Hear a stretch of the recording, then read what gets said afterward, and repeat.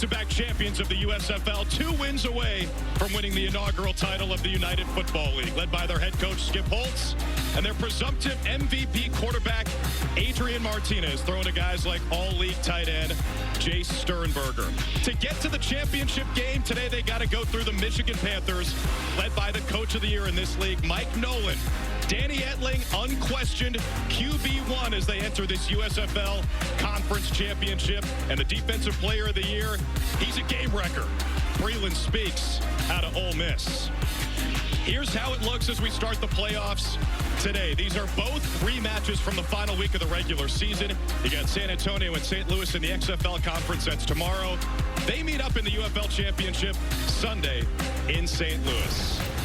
Thanks for starting your weekend with us. Hope it's off to a fantastic start. Here in Birmingham, I'm Drew Carter alongside Sam Macho in the booth. We'll check in with Stormy Bonatoni and Cole Kublik on the field in just a minute. And Sam, this Birmingham Stallions team, favorites to win this league since the league began. Michigan, meanwhile, kind of an underdog. Well, Birmingham has the belief. They're back-to-back champions. They've won it in the USFL the last 2 years. Now the UFL, and they're the favorite. But then the other team, Michigan, they found ways to win. Won 5 in a row, then lost last week on a game-losing field goal by the best kicker in the league. And so there's so much on the line. I can't wait to watch how this game unfolds. Yeah, the Panthers only lost by a point in this building last week to wrap up the regular season. But just to give you some context behind the dominance of these Birmingham Stallions in the spring under Skip Holtz, the USFL ran through this city literally and figuratively. It was the hub, and they won both titles. This season has kind of mirrored 2022.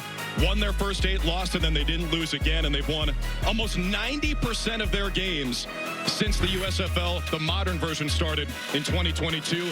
Holtz has been dominant, and his quarterback, Adrian Martinez, has been as well. He's done it all. Adrian Martinez leads the league in rushing yards. He's second in passing touchdowns, third in passing yards. He is elite. Michigan, on the other side, they've had a quartet of quarterbacks win games this season. They're supported by 2 great skill guys who are back this week, Colburn and Sims, and then Speaks, the DPOY. Matthew Colburn didn't play last week. They wanted to rest him, but he's been a star back ever since he started taking the load of the carries. Marcus Sims is known for his speed, and Breland Speaks lets his game speak for itself. He can take over a game. He's on the field with Stormy. Breland, I can see it in your eyes. You're locked in. You told me Birmingham has proven they're the team to beat. A spot in the UFL Championship on the line. What's priority number 1 for you today? Stop the offense. Stop Adrian. That's the only thing we're worried about. How do you show what you're made of against him today? Don't worry about it. You will see it on the field. Yes, sir. Yes, ma'am. Cole Kublik, you're with Adrian Martinez over there. Yeah, there's not a lot to worry about here from Adrian Martinez's perspective, because the relationship you have with your head coach and offensive coordinator brings a certain calm to the sideline in the huddle. Can you just describe how responsible his demeanor in that relationship is for your success? Absolutely. He's the standard for consistency. You know, he holds us to that standard. He enforces it weekly, and we have that 1-0 mentality that he maintains with us on offense. I think he's done a great job for us. Thanks, Adrian. Good luck. Thank you. All right, Cole, that offense has been potent behind a guy we expect to be named MVP on Monday. They're going to start on defense, though. The home team here in the United Football League essentially wins the quote-unquote coin toss. Birmingham elects to defer, so Chris Blewett will kick it deep to Devin Ross.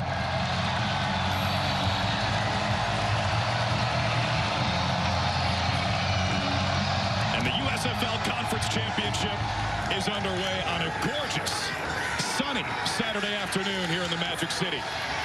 Ross finds a crease out past the 35, across the 40, and it sets the Panthers up with great field position for their first drive after a 36-yard return.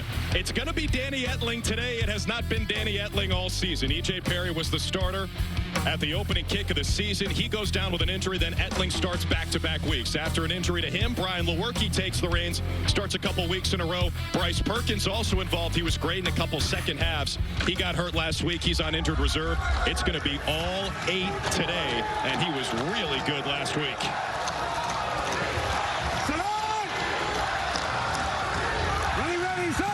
He's got a couple of his top weapons back this week, including Matt Colburn, running back out of Wake Forest, who's 5th in the league in rushing despite playing only 8 full games. And we got a lot of players and coaches mic'd up today. This is one of the best parts of watching the United Football League. Look at all those players and coaches wired for sound. Of course, both head coaches, a couple of quarterbacks, a couple of all-league skill position players and defenders.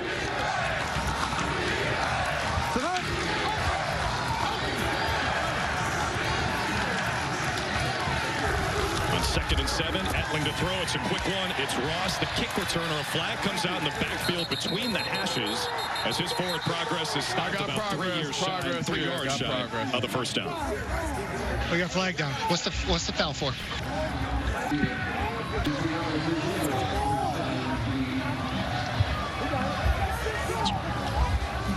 Your mics. Full start.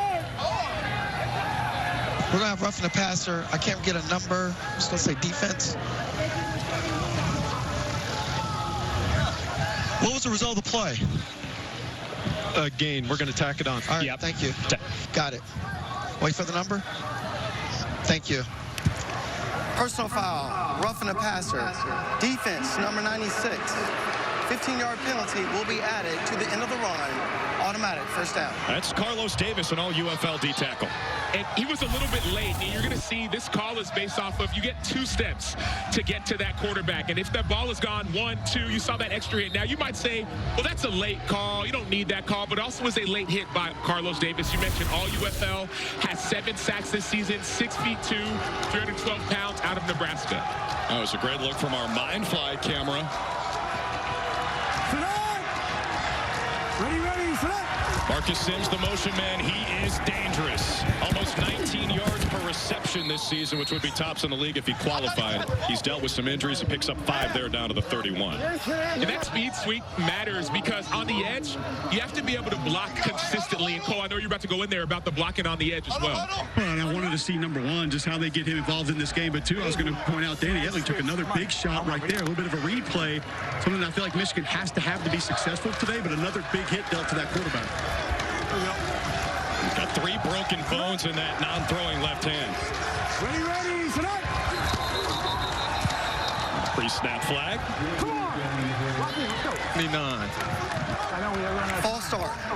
Offense, number 79. 5-yard penalty, second down. To left tackle Jarrett Horst, former Michigan State Spartan.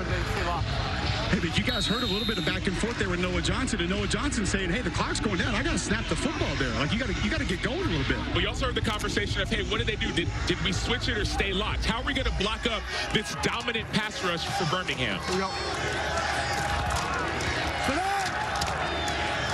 Ready, set.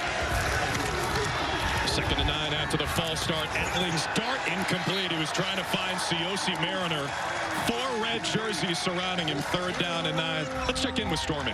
Well, in the UFL, we also talk betting, and ESPN this week and for the playoffs expanded the prop market. So not only are you getting more players available and anytime touchdowns, but we have first touchdown scorers and this week. And speaking of Siyosi Mariner, he's my pick for a first touchdown scorer today. 15-1, bet 10 to win 150. And also, I like this. I do this in the NFL. I pick 1 player for each team. CJ Marable for me at 9-1 on the Birmingham side. He scored 1 last week, 2 total touchdowns in the game, 3 in the last 4 games. 11-1 the price on that prop. There is Mariner on the slant. Stormy's going to catch right now. Touchdown. What a start for the Panthers. 35 yards to the house. 15-1, ladies and gentlemen. That's what I'm talking about. You're buying dinner tonight, Stormy. Oh, man, I set myself up for that one, didn't I? Stormy, we need to hear more of you because it seems like when you talk, plays are made. Siyosi Mariner, 6'2", 190 out of Utah State. He was born in Kansas City, but he grew up in California, went to Utah, then transferred to Utah State. But ever since he's been in the UFL, he's been making the most of his opportunity. He has a relationship with the offensive coordinator. There's a trust that's built. But this dude is a playmaker. No extra point kicks in the UFL. You can go for 1 point from the 2-yard line. That is what Michigan does. Colburn's not going to get there. You can also go for 2 from the 5-yard line or 3 from the 10. Birmingham snuffs it out, keeps it at 6-0. Part of what makes this play work is that Matthew Coburn motions, so it turns into empty. When it's empty, no longer as a defense can you disguise. It's pretty much one-on-one.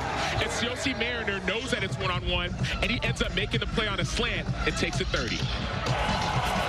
Hell yeah, baby. That's what I'm talking about. Hell yeah, baby. Hell yeah, Siyosi. If at first you don't succeed, CSC Mariner. Dust yourself off and try again. What did you see on that play to make the touchdown happen? First, I want to give honor to my Lord and Savior Jesus Christ, but just playing ball, playing fast. Like, I put one on the ground, but, you know, Danny had enough fit to come in again and get the job done. Is this just the start of something beautiful today? That's it. You know, got to keep on doing it. Help our defense, help us, help us special teams, all complimentary football, but just got to get the job done today. Thanks, Yossi. Yes, ma'am. And by the way, guys, that prop ended up closing 11-1, so I guess I'm just moving numbers too. Is that what's happening? That's what happens when you're Stormy Bonatoni. You got that kind of power. Man, speaking of power, I was talking to CSC Mariner this week at practice. And funny, I wasn't even talking to him. He was actually sitting in his car after practice about to go home. And this dude has this kind of quiet sense about him. But when he steps on the field, you can see that dominance. And so he's got this quiet confidence that speaks loud on the football field. Jake Bates on the kick. He's got one of the biggest legs in the league. That return takes it out to about the 23-23-yard return for Ricky Person. And here's Adrian Martinez.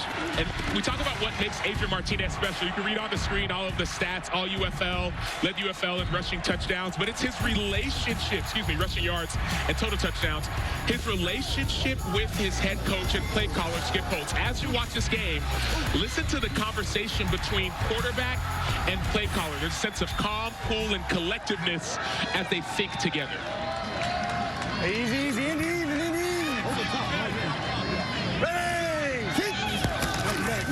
First play from scrimmage for the Stallions is a give.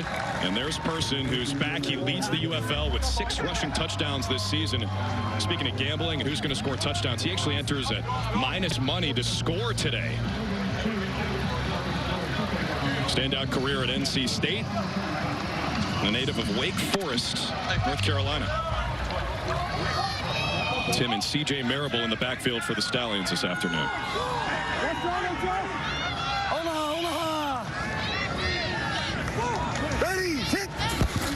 After a gain of 2 on first down, here's where Martinez is so dangerous. The league's leading rusher, regardless of position, knocked out of bounds by Noah Dawkins, who's back this week for Michigan. It was a big week for UFL awards. We mentioned the MVP, which comes out Monday, but Chris Garrett of St. Louis, your special teams player of the year. Hakeem Butler, his teammate, the offensive player of the year. Mike Nolan wins coach of the year, and Breland Speaks, defensive player of the year. And Mike Nolan, he talked about how that's really a team award. It's not just about him. Yeah, that's very important. What's also important is Chris Garrett. I got to circle him because though he's not playing in this game, he's playing in the game tomorrow. This dude made a name for himself on special teams. Special teams coordinators are going to be signing him when the season ends in the NFL. These players can sign with NFL teams the Monday after the UFL championship. We're going to see a lot of names do that. Martinez looking for Amari Rogers. Was out of bounds right near the sticks. It is a catch.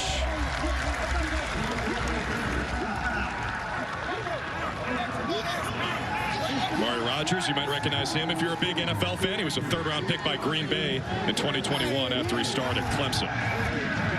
Hey, let's take a look at this. Yeah, Amari Rogers is an all-USFL player last year. He's all-UFL. Excuse me. Yeah, we got to get the first down, or whether or not it's a first down. Okay. Hey, we need a regular ball. You got the kicking ball out here. And now this was, what was the ruling on the field? We have a catch, and do we give him a first down? We did. Recognize that Quentin wasn't in position. Okay, he's going to get the left knee down. We're stopping it because we're looking at the possibility of the first down here, too.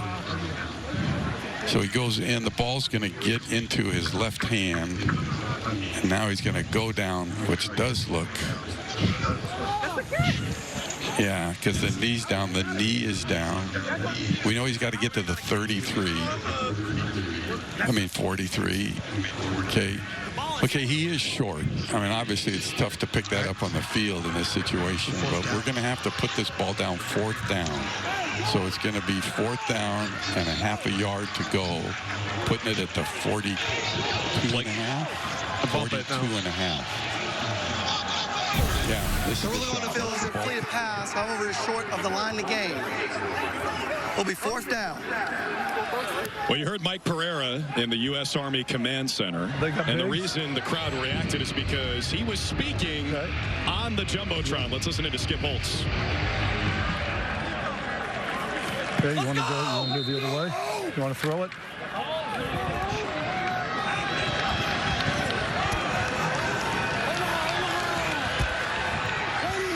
Good balance. On 4th and 1, they're going for it. Gibbs to Person. He's their short yardage specialist. Stood up. This is going to be close. Might have to bust out the true line for this measurement. I got him short. Scott, let's measure. We're going to measure, Scott. Mayday, we're going to measure. We're going to measure. We're going to measure. We're going to measure. You got to get to the 43, and I don't think he does. Back up. We're going to measure. This is our shot. Officials timeout for a measurement. Okay, there's the shot that we're going to look. So I want you to focus not on the line of scrimmage, but off the line. Those two guys going down. What do you think? Yeah. We're going to a media here, fellas. Media. All right, thank you. Here in the UFL, no chain gang. We use the true line, and they are short. Noah Dawkins made the big play for Michigan. A turnover by the Stallions. Panthers in business 4.5 minutes in. Responsibly. Simply Spike Company, Milwaukee, Wisconsin. A lot of success for these Birmingham Stallions in the modern spring football era. Back-to-back USFL championships, but they're down here. Sam, how'd this happen on 4th? Progress. What's up with that? I'm back there with you. So that how the ball get moved from 4 yards. It was like 1 yard, and I got 3 yards on the field. Put it down, but I got 3 yards on the field. Unprecedented access via those Mindfly cameras being worn by a couple officials today. By the way, Dawkins and White both missed last week for this Panthers defense. Back in a big way, setting up their team in plus territory. This is Nate McCrary, the bigger option of those two running backs next to Matthew Colburn. Madre Harper makes the stop after a gain of 5. Let's go down to Cole. I just wanted to go back to that play that Acho was talking about. If it's me, I cut off that lead blocker inside, get north and south. I never want to go east-west in a short yardage play. Running back Ricky Person came over to each of his offensive linemen and said, that was on me, guys. That one's on me. Feel like he knew Sam maybe needed to get north and south a little more quickly. Yeah, to your point, Cole, it makes it more difficult when the linebacker collisions that tight end in the backfield. Etling on the opening drive was 3 for 4. Hands it off to McCrary for the 2nd time in a row on this one. And he takes it near the 35-yard line. Nate McCrary, 6 foot, 213 pounds, 25 years old, out of Saginaw Valley State, Division II. Michigan native, was on 5 different NFL rosters, now getting another shot here in the UFL.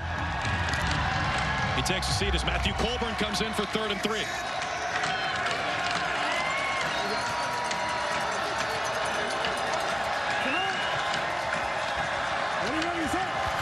Keep your eye on 14, Siosi Mariner, who scored from this distance on their first drive. Etling tried to find him a little too tall for the 6'2 wideout. A.J. Thomas closest in coverage. Decision time for Mike Nolan. And even the bigger decision is, I love the play call. The throw's a little bit high. They practiced this play earlier this week. They practiced flipping the running back from one side to another and essentially read between the running back and tight end. But in that scenario, both were covered, so Mariner was open. So nice read, ball just a little bit too high. So they bring out Jake Bates, who has been a transcendent star in the UFL this year. This is a 53-yard attempt, going the same direction where he missed from this distance to win the game last week.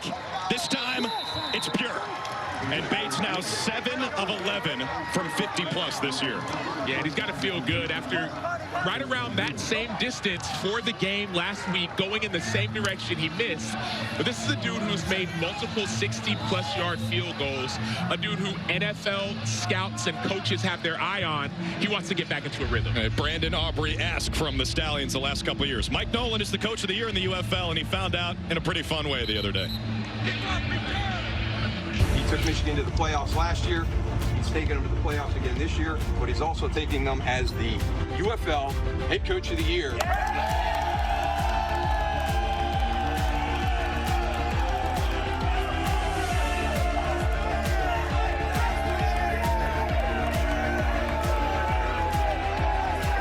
Learned at practice. Moose Johnston, the executive vice president of football operations for the UFL, told him, and Coach Nolan deflects credit as much as he can. He says, look, I'm like a director with a bunch of great actors on my team. The movie's going to be good because of them, not because of me. He said every great movie, the movie's great, not necessarily always because of the plot. It could be a horrible plot, but if there are great actors, it makes that movie go. And he says, man, we have great actors, or if you will, players and staff and coaches on our team and on our roster. Gary Jennings, former West Virginia Mountaineer, on the return. Out near the 35 where he gets tabletop. The flag comes in behind the play at the 20-yard line.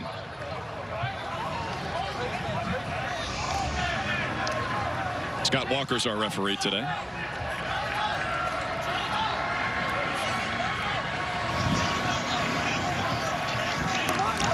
During the return, holding, return team number 16.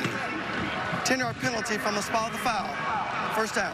It's on Benjamin Victor, the wide receiver. And tomorrow, the XFL Conference Championship game is on Fox. St. Louis hosts San Antonio for a spot in the UFL Championship against one of these teams. It's at 7 Eastern. Winner of that game takes on the winner of this one next weekend on Fox. And even if the Battlehawks aren't playing in that game, the Dome is going to be packed. It always is. 34,000. One of the games that we covered a couple weeks ago. That place is nuts. One of the many reasons the United Football League has been a blessing in the lives of football fans, those football-starved fans of St. Louis.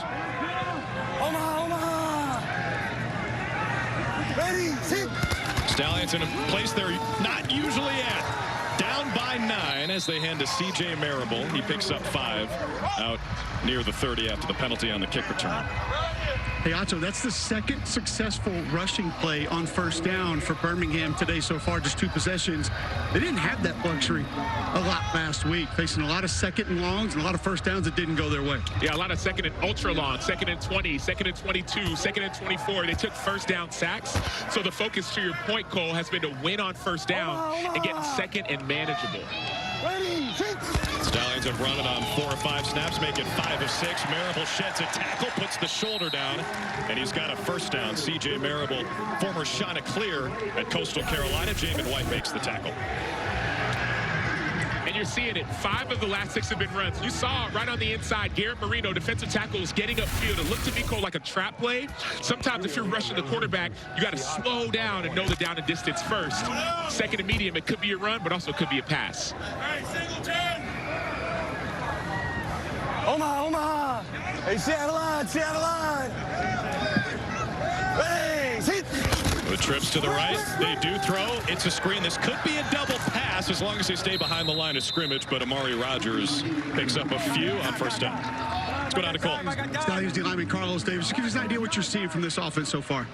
They're just being very patient. They're throwing these quick passes, and we just got to get pressure on them when we can. They're getting the ball out quick, so we just got to dial it in. You already had 1 individual win today. You had 4-5 last week. Why so much success against this group? It really just comes down to studying the tape. I know when it's run, I know when it's passed, so it just gives me a little bit of advantage. Ain't nothing wrong with grinding on the tape. You said what? Ain't nothing wrong with grinding on the tape. No, I love it. I'm obsessed with it. Let's go. He is an all-league defensive lineman. 12 total all-UFL players on the field today. Martinez complete. It's Rogers again. It'll be short of the first down again. And third down coming up for the Stallions. And all of a sudden, midway through this first quarter, this feels like a pretty significant play. Oh, absolutely. And going back to what Carlos Davis said about studying the tape and knowing when it's run, knowing when it's passed, sometimes it's as little as looking at an offensive lineman's stance. So if they're in a stance that's staggered, if the tackle's at a staggered stance, you know it's going to be pass, or it's going to be he's blocking on the back end. If it's more of a square stance, it's more of a run play. Back to 2nd and 7 on the 38. 3rd and 7 now on the 28. Will be third down. We'll wind it up. 28. You said 28? One of the things that's great about the UFL is that certain aspects of the game are reviewable. So catch and no catch, line to gain. And so you don't have to actually challenge those plays. The UFL says we want to get it right. That's what coaches want at the end of the day. Let's just get it right. Let's review if you caught it or not. Don't have to waste a challenge on a play that was obviously right or wrong. That's why you got that eye in the sky in the U.S. Army Command Center. Both those teams do have a super challenge, the chiclet below their timeouts at the bottom of your screen. 3rd down and 7, another flag. Number 8. False start. Offense, number 8. 5-yard penalty. 3rd down. It's a wideout, Deion Kane. Let's check in with Mike Pereira in the U.S. Army Command Center. Hey, Mike, let's go back to that incomplete pass. What'd you see there? Yeah, well, he never got the second foot down. Tough plays, falling toward the sideline, but you got to get both feet down in the UFL. And so in this case, it's something we can correct. We don't want that challenge. Anything that's reviewable, we can take care of here. And so we tell them, save your challenge for a hold, a pass interference, something like that that's not automatically reviewable. I might have to ask Mike another question right away. An unsportsmanlike conduct. It goes on Derwin Gray, the left guard for the Stallions. They are going the wrong direction. He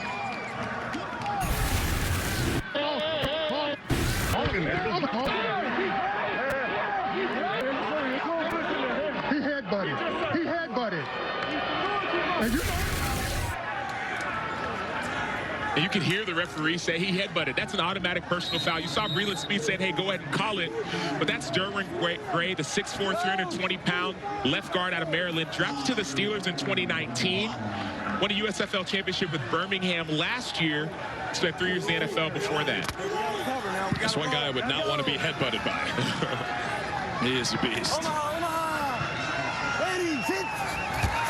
So it's 3rd and 27 after their 4th penalty of the first quarter, and man, it is all Panthers. Martinez looking for Kane. They're going to have to kick it away, already down by 9.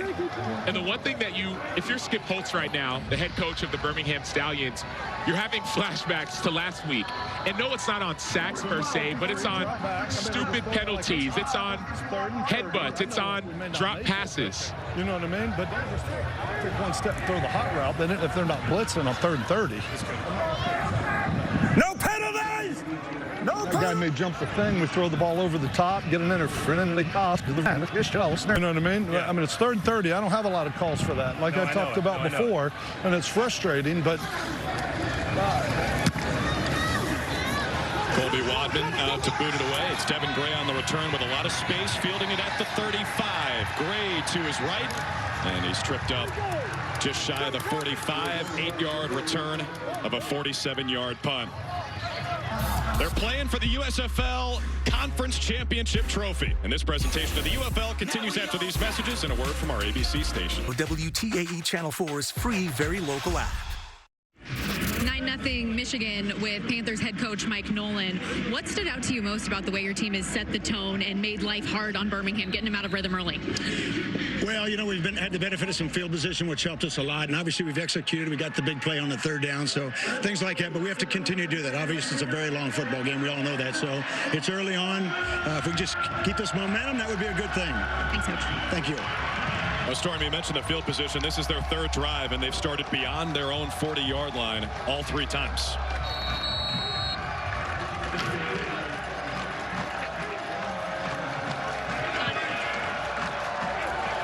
Here we go.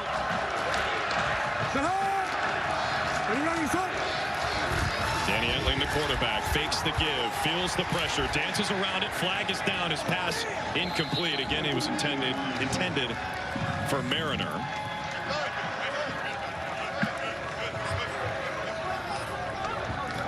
What's the foul? Got a holding on offense, number 79. Holding. Offense, number 79. 10-yard penalty, 1st down. Again, it's a left tackle, Jared Horst, his 2nd penalty of this 1st quarter. Yeah, and that was on, he's trying to block Taco Charlton, the 6'5", 277-pound defensive end out of Michigan. You'll see him on the left-hand side of your screen. Taco Charlton has 6 sacks on the season. That was a beautiful inside rush. That's a jump set by Jared Horst. That's a reactionary play. Great job by Taco Charlton. Charlton versus Horst is a Wolverine versus a Spartan. Michigan battle. That pass is complete to the tight end, Cole Hicatini, and he's going to gain just a couple on 1st and long. Their offensive coordinator is Marcel Bellafoy. Let's go 10, 10, 10. Back, legs empty, Lucy, snare, Fitch. Back, legs empty, Lucy, snare, Fitch.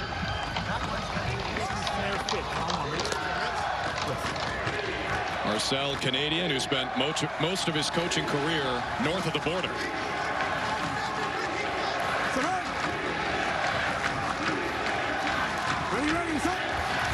2nd and 18. Empty it out for Etling against the 4-man rush. It's complete. It's Devin Gray for a gain of 5 and 3rd and 13 coming up. Here go Mustang. 10,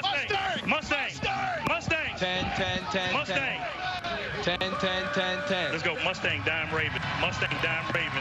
It's 3rd and 13. 13 is the defensive coordinator's dream. Corey Chamberlain, they call him Coach Chains, a 5-time champion. He got this opportunity just a few weeks ago, was the defensive backs coach. Then he got elevated to the defensive coordinator position, has won in Canada, won in different leagues. Now he's in the UFL.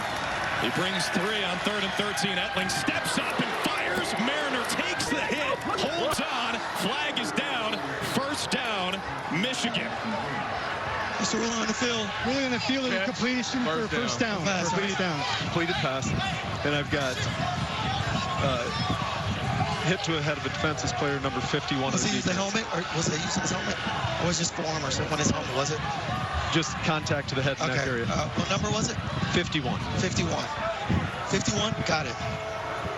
The ruling on the field is a completed pass. Personal foul, unnecessary roughness. Defense number 51. 15-yard penalty will be added to the end of the run.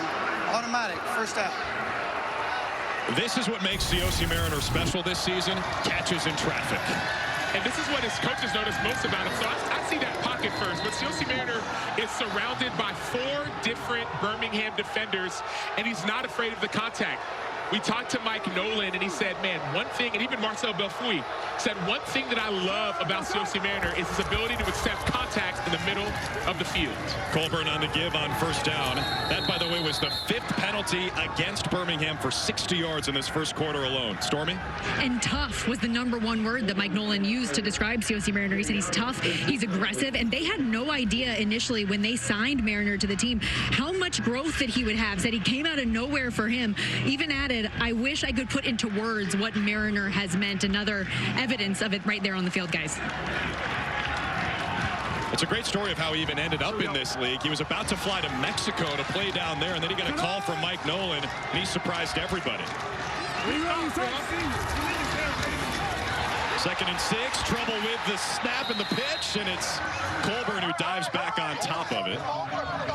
The big loss on 2nd down leaves him behind the sticks on 3rd. Now some extracurriculars.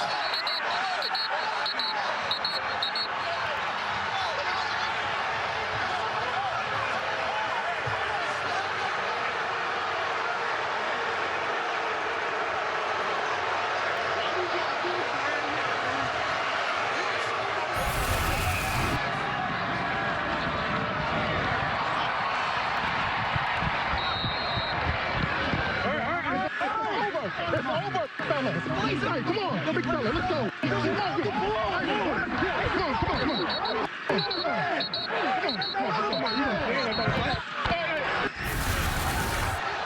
That's the umpire, William Thomas, wearing the Mind Fly camera, gives us a look at what it's like to be inside that scrum.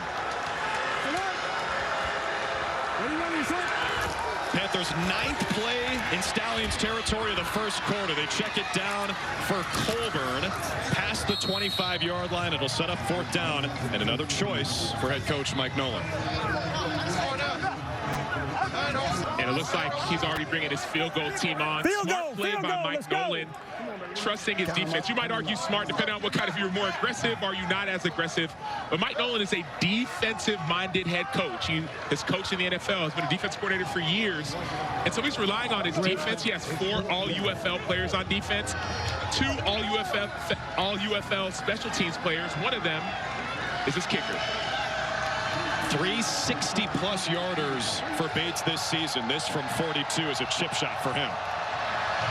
Hit from 53 earlier, and he stays perfect today. Well, the Stallions entered as 6.5-point favorites. They trail by 12 in the first quarter. Can Adrian Martinez, the presumptive MVP, get his Stallions going? Find out next. You know, we're just getting the groove. Touchdown! Touchdown! That's a nice catch, Marcus! That's what I'm talking about, baby! Yeah! Come on! Coach Holtz, we talked to you during the week about mistakes, shooting yourself in the foot. Your team's had a few of those already. How do you keep them calm? How do you get back into a rhythm? Well, there's a lot of frustration in the stadium right now. You know what I mean? There's a lot of flags that are flying this way, and it's hard to find them all. I mean, the late hit, I can't comment on all those, but we got to keep our composure. We got to go play the game. I mean, we've gotten stopped on a couple first third downs. We got a personal foul that puts us way back. We put ourselves behind the 8 ball. We just got to play smart football. We got to settle everybody down. We got to go play. It's a 60-minute game. We just got to keep playing. Thanks, Coach. Thank you. Michael, he was having a long conversation with the officials during that TV timeout. 5 penalties for 60 yards against Birmingham, just 2 for 15 against Michigan. That is a reversal of the story we saw last week. Bates to kick it from his own 20. Rule in the UFL encouraging returns, and that's what we get here. Out past the 35-yard line. Person puts the shoulder down near the 40. Let's hear that conversation. Yes, sir. And I'm not here to question every call. Yeah, you guys are out there controlling it. Yes, sir. But when 77 said he puts his hand in my face and I knock it off and I get the penalty, and then I just watched what that tailback did, and that's not, we're going to tell them to slow down. We're going to throw a flag on that guy. There's a frustration is all. Well, there was a personal foul against his left guard, Derwin Gritz, the aforementioned 77, and then Michigan's running back, Matt Colburn, did not get called for anything on their last drive. 30 seconds to play in the first quarter. Martinez nearly had it knocked out of his hand, somehow stays alive and almost completed the Houdini act, but he goes down for a sack, a loss of 1. Javen White finally brought him down. Rondell Carter was in there first. Rondell Carter, 6'3", 269 out of James Madison. One thing I put up notes for him, great hands and great power. He powered through the offensive lineman, and Javen White finished the play.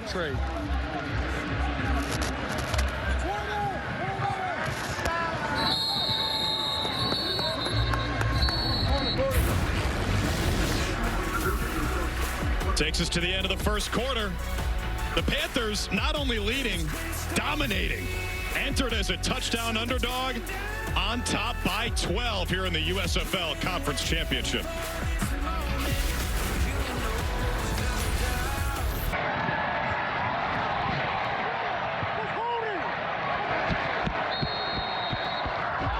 You guys, come on, guys. Let's go.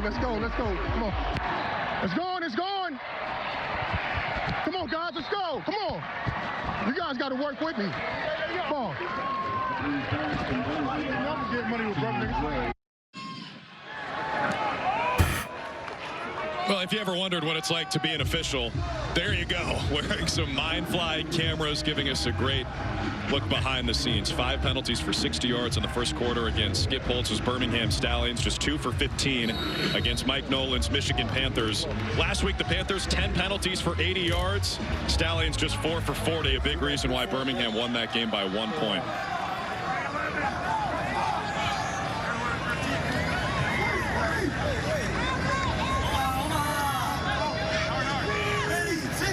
Stallions facing their largest first quarter deficit of the season, down by 12 as we start the second. Martinez's pass is complete to Marlon Williams to set up 3rd and short. Let's go down to Stormy for a look at the live lines. And Drew, well, because of all of these Birmingham miscues, we're seeing a very interesting live line right now with Birmingham, a team that opened up a near touchdown favorite, now plus 2.5. It is very rare to see a plus and you getting points with this team, meaning they could lose the game by 2 and still cash your ticket. But think about how Birmingham has come back in games throughout the course of the season, most notably last week. They were down 10 at halftime, down 6 in the fourth quarter, still won the game. And not even the fourth quarter, down 6 with less than 2 minutes in the fourth quarter, and still won the game. Had to convert a 4th and 7 on that game-winning touchdown drive. Martinez with a dot. Great throw to Benjamin Victor. He didn't hear a whistle. All the way to the house. No signal yet. No, he's down. He has to be down by contact. I mean, the defender was right on him. Down by contact at the 40. At the 40. 40-yard line. 40-yard line right here. Down by contact at the 40-yard line. First down. Well, the former Ohio State Buckeye thought he had a 53-yard touchdown. Instead, it's a 13-yard first down catch. And one of the reasons why you say, okay, they're going in empty, they get the ball out quick. You go in empty for two reasons. With this offense, one reason is to try and run the ball with your quarterback, but another reason is to expose the defense. Defenses have to abandon their disguise when you're in empty. And so if you're a DB, you're likely going to be on an island to make tackles like that.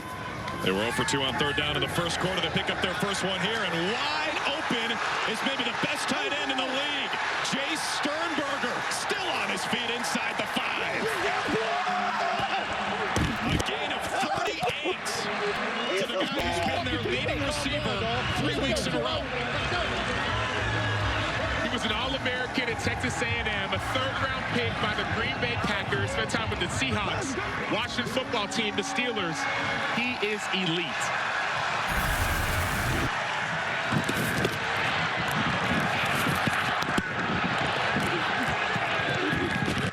Fucking like that! 38 yards with a face mask that wasn't called. Martinez testing the right side. He's in trouble. He's going to lose 10 yards. Ultimately pushed out by Javen White. Yeah, Javen White is known for his speed. He's kind of like a hybrid nickel. He's played safety a bit, but he ran through and made that play by himself. All right, here we go. Let's go, Leo. White, who's been outstanding, filling in for Frank Ginda, last year's Defensive Player of the Year in the USFL. Gator, 12 shave. Lou empty. Lou empty. XN, Gator 12 shave. 12 safe switch. I want it. Just 6 carries for 10 yards for Skip Holtz's offense. Top rushing team in the UFL, averaging about 135 yards per game on the ground. Barely get the snap off on second and goal from outside the 10. Martinez has to dance. A flag is down in the backfield. Looks like a hold as Martinez floats it out of bounds. Okay, Mike, what you got? Hold 68. On the offense? 68 offense. All right. Gotcha. Hold. Offense, number 68. 10-yard penalty, second down. Right guard Zach Johnson, another all-UFL player. But he's going against Garrett Marino. Cole, you played center. Garrett Marino, we talked about him. He's 6'2", 290. What problems do you have with defensive linemen like that? First off, he ain't 290. No chance he's 290. He is the most miserable body type to go up against if you're an interior offensive lineman. Low center of gravity, wide, keeps those shoulder pads low to the ground. He's got pretty good get-off, good quickness to east-west or north-south. He's just a handful to deal with, man. And he plays nasty. That's part of his game. I was at practice the other day. I was talking to one of his teammates. They said he's the world's strongest man. He was benching 405 for fun, for reps. Martinez on second and goal from forever away. That is a great throw. And it's going to take him near the 5-yard line with number 5, Gary Jennings. Former 4th-round pick of the Seattle Seahawks back in 2019, a gain of 16. One of the reasons you see a lot of these receivers, even Gary Jennings with the St. Louis Battlehawks last year, they're getting up and trying to run because in the UFL, you have to be touched to be down, like the NFL rules. And so sometimes as a receiver or as a running back, you don't always feel it, but whenever in doubt, get up and run. 6 completions for Martinez to 5 different receivers. Got the fade option to 81 here, near side. 6'6". Jordan Thomas, the tight end. That's where they go. Thomas broken up. Keith Gibson Jr. at 6'2" takes it away. Birmingham ran this same play last week to Jordan Thomas. They on a 2-point conversion. They called it a catch, ended up being not a catch. But Jordan Thomas is 6'6", 277. I would go back to him. I mean, in a scenario like that, he didn't make it. I'm still going back to Jordan Thomas. They're jumping backwards. You kicking the field goal here? Jump upward. You know what I'm saying? There's no contact because you're jumping away from it. Jump straight up in the air. It's a rebound. You know what I mean? Just jump straight up there. Great coaching right there from Skip Holtz. Since Chris blew it out for a 23-yarder, he's now 9 for 9 from inside 50 yards this year.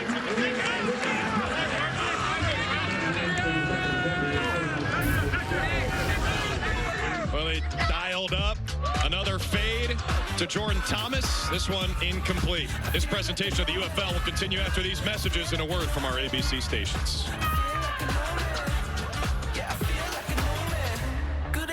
enough, no, I gotta be. Alabama Sports Hall of Fame right here in Birmingham, not far from Protective Stadium. Joe Cribbs, Tom Banks, couple of Auburn guys, and Cole Kubelik knows all about that. Was one of the all-time Auburn greats, one of the all-time great Birmingham Stallions as well. The names that are in that Alabama Sports Hall of Fame, just unbelievable, the athletes that have come through this state. But you mentioned the Auburn ties here to the Birmingham Stallions. The 83 team, Skip Johnson was a punter, Freddie Smith, linebacker, Joe Cribbs, Charlie Trotman, former Auburn quarterback, played safety for that 1983 Stallions team. So a lot of local products, not only in that Hall of Fame, but played for this Stallions franchise over time. I met a guy yesterday named Larry who flew in from Vegas for it. He said he's been a Birmingham Stallions fan for over 40 years, going back to the original USFL. We had a hell of a break. There's Devin Ross on the return, brought down just inside the 35. A lot of history with this Stallions franchise dating back to 1983. And in fact, the first game ever for both of these franchises, they matched up here in Birmingham over at Legion Field. The old Gray Lady, Novo Bajovic hit 3 49-yard field goals in the first half to take a 9-7 lead to the break. And that was the only scoring. Panthers won. They went on to win the inaugural USFL championship. And by the way, that full broadcast is on YouTube. I highly recommend it as a nostalgia bomb. 1st and 10 for Danny Etling and the Panthers. A good start for Nate McCrary. Takes a big hit, and he's just short of a first down. How about the general manager for that 1983 Michigan Panther football team, Jim Spavital, his grandson, Jake Spavital, Johnny Manziel's offensive coordinator at A&M, now the offensive coordinator at Baylor. Hurry up offense for these Michigan Panthers, and McCrary has a first down, running at 6:02:13. I love the history that whether it's NFL, UFL, USFL,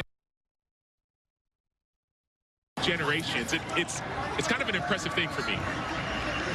The ingenuity of the modern United Football League to bring in the XFL and the USFL together for such a high level of football. Well, that's what you're hearing from all the coaches. They're saying this level of ball, these level of players is significantly better than it was last year when these two leagues were separate.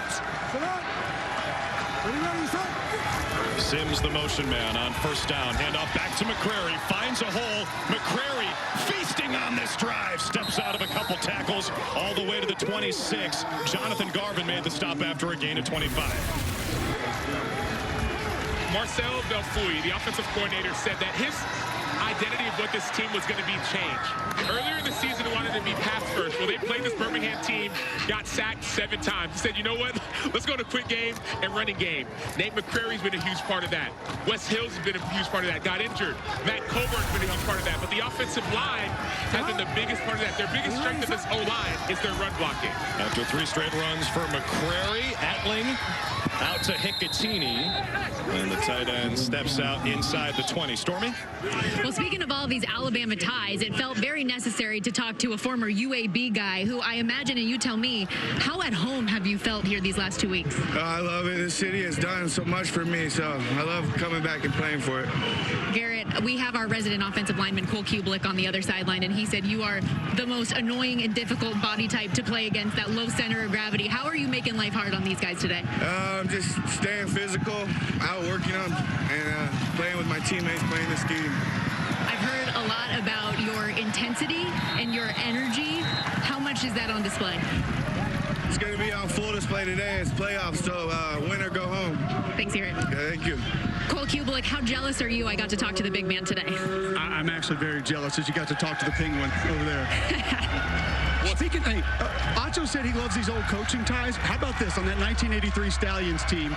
Jim Hillier, a member of that team, first ever UAB head football coach, and Joey Jones, Alabama legend, first ever Birmingham Southern head coach, rest in peace Birmingham Southern, and first ever South Alabama head football coach as well. It's almost like Cole is from down here. 3rd down and 5. Etling faces the pressure, stood and delivered. Nobody home. Dondre Tillman delivered the blow. And what a blow it was. Dondre Tillman, he's 6'3", 270. But he got by that offensive lineman so quick. Cole, what do you think? I don't want to put you on the spot, but I'm going to put you on the spot. When you get beat instantly, what's going through your head? It's a terrible set right there, first and foremost. The hips open up way too quickly. And Nacho, you mentioned earlier a jump set, so getting flat, that time not enough depth on that set. You open your hips up, it allows a free track right to the quarterback. Jake Bates, good from 50-plus, 40-plus, this from 39. And he is 3 for 3. And the Panthers have scored on all 4 possessions. When we return, the best defensive player in the UFL back on the field. Breland Speaks and the Michigan Panthers on top by 12.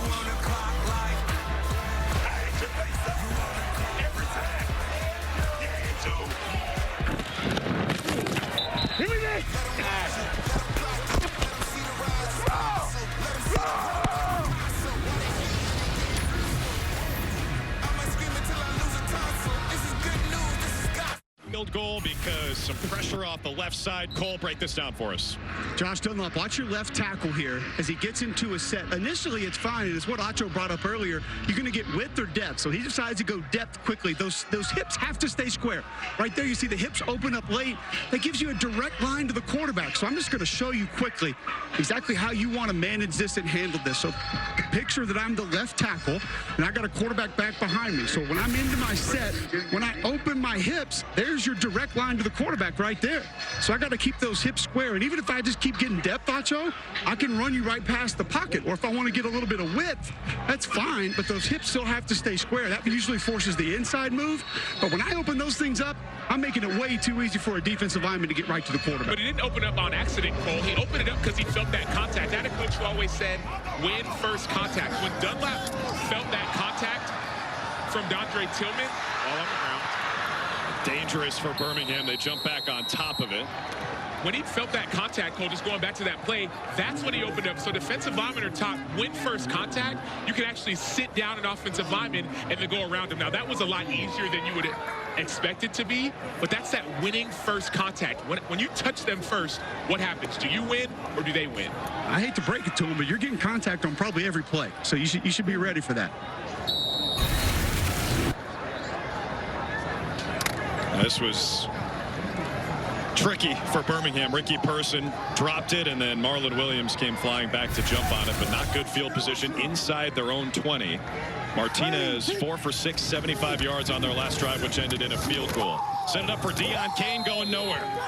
Dropped at the line of scrimmage by Noah Dawkins. Noah Dawkins is 6'1", 235, went to the Citadel, played defensive end, didn't move to off-the-ball linebacker. Here we go. Let's go Lou empty. His junior year. Lou empty. X in. Let's go Florida. 25 streak. Here you go. Lou empty. X in. Florida. 25 streak. Don't worry. Cole, when you hear streak, what do you think? We got a go ball somewhere. Somebody's getting upfield, and that's, we talked about it in the last game, Macho. You take shot plays, okay, great, you get man coverage, but you need time for those to develop. 2nd and 9. Martinez didn't see it coming. Off the blind side, it's Dawkins again. 15. Rondell Carter, the fumble recovery. They've got the presumptive MVP all out of sorts today.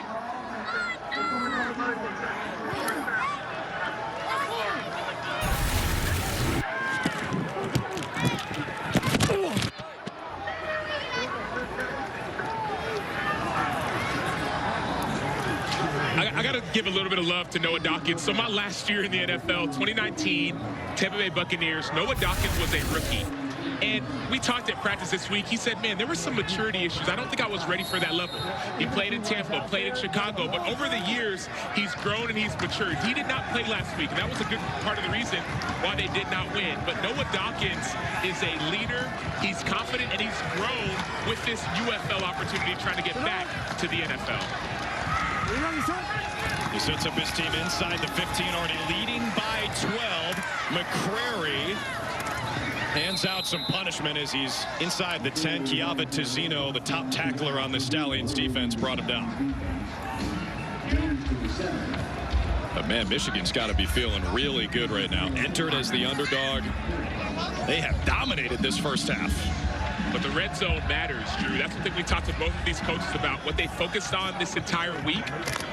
as far as practice goes is red zone, winning in the red zone.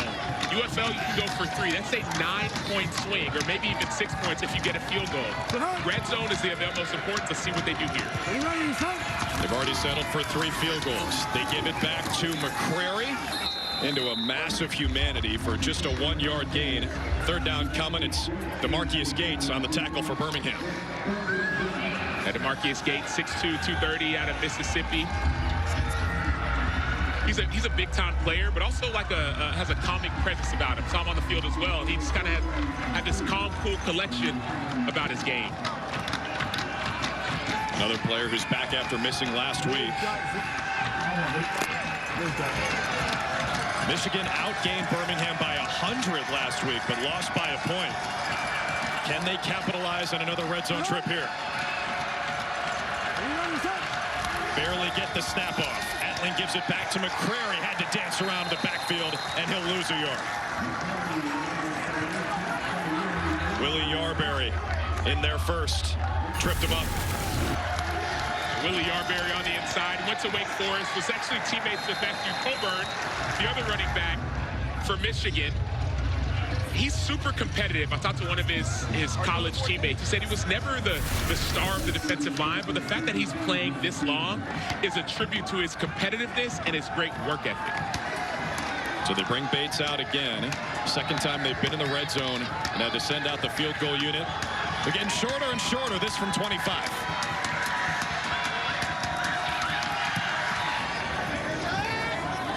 He's all UFL for a reason. 4 for 4 in the first half, and it's a 15-point edge for the Panthers. All set up by the strip. Well, it's set up by the pressure, so you're going to see Noah Dawkins right here off the edge. He's showing as if he's blitzing, or showing as if he's covering, but he's going to blitz. On the bottom of the screen, 97, you see a fake blitz. Well, Noah Dawkins, he goes for the football. That's what you're taught. Don't just get the sack, but get the ball, because a sack and a strip is a sack and a turnover. Hey, look at me! Look at me! Welcome back, boy! Come on! Welcome back, boy!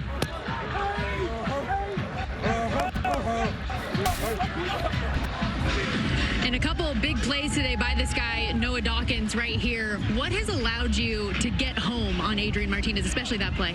Man, honestly, just the preparation that we did, not only last week, but a week prior. You know, we played them back-to-back, so, you know, we pick up on a lot of their tendencies. Our defense coordinator does a great job at, you know, getting us those looks in practice and, you know, just go out, play fast, play physical, and do what we got to do. We talk so much about Adrian Martinez being the potential MVP of this league. Everyone's so glowing about him. How satisfying is it to get home on a player like that? Yeah, honestly, it's just another play. You know, we go out and dominate. You know, just taking one play at a time. Just keep executing. Keep getting after it. Thank you. Absolutely. Thank you. Bates boots it away. Out of bounds. That's going to send it all the way to the 50-yard line. Kicking team. By rule, the ball will be placed at the 50-yard line. First down. Oh, you heard Noah Dawkins mention his defensive coordinator. It's 34-year-old Colin Bauer. Jordan could be shot right here. When we talked to him this week, he said the most squeeze for the draw here, too. Squeeze for the draw if it's 2-by-2 open. Hey, check that. Vision on the quarterback. Eyes on Martinez at all times. And you talked about vision on the quarterback. Well, last week he talked about the depth of the quarterback in his drop. He coached defensive line. He still coaches the defensive line as well as being the defensive coordinator. Where is the quarterback going to be? But I love how he said squeeze for the draw. That's a message to the D-line. Empty could be draw. Martinez, the top rusher in the league, stands, throws up the seam, got his man, touchdown! One play, 50 yards. Jordan Thomas has the Stallions back in this.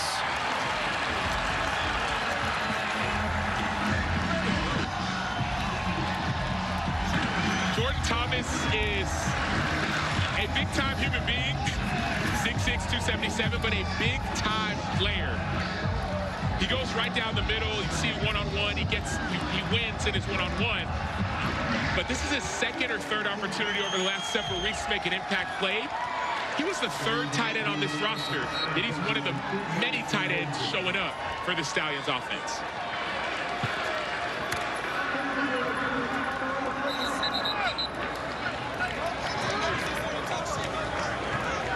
So they'll go for 2 from the 5-yard line. Thomas, just 75 yards all year before that 50-yard touchdown.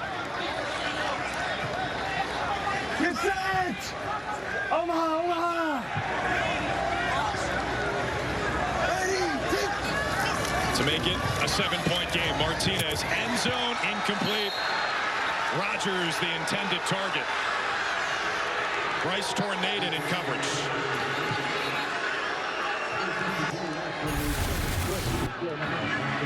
You see Jordan Thomas right there at the top of in the middle of your screen, and he's going to run right down the seam. So it looks to me as somewhat of a cover 2 defense. They're showing single high, but watch him, boom, go to cover 2, and you have to protect the 4 verticals. He runs right by Javen White. It's a hard coverage for Javen White, but one thing that Javen has to understand is, if it's cover 2, you're the middle runner, back up a little bit.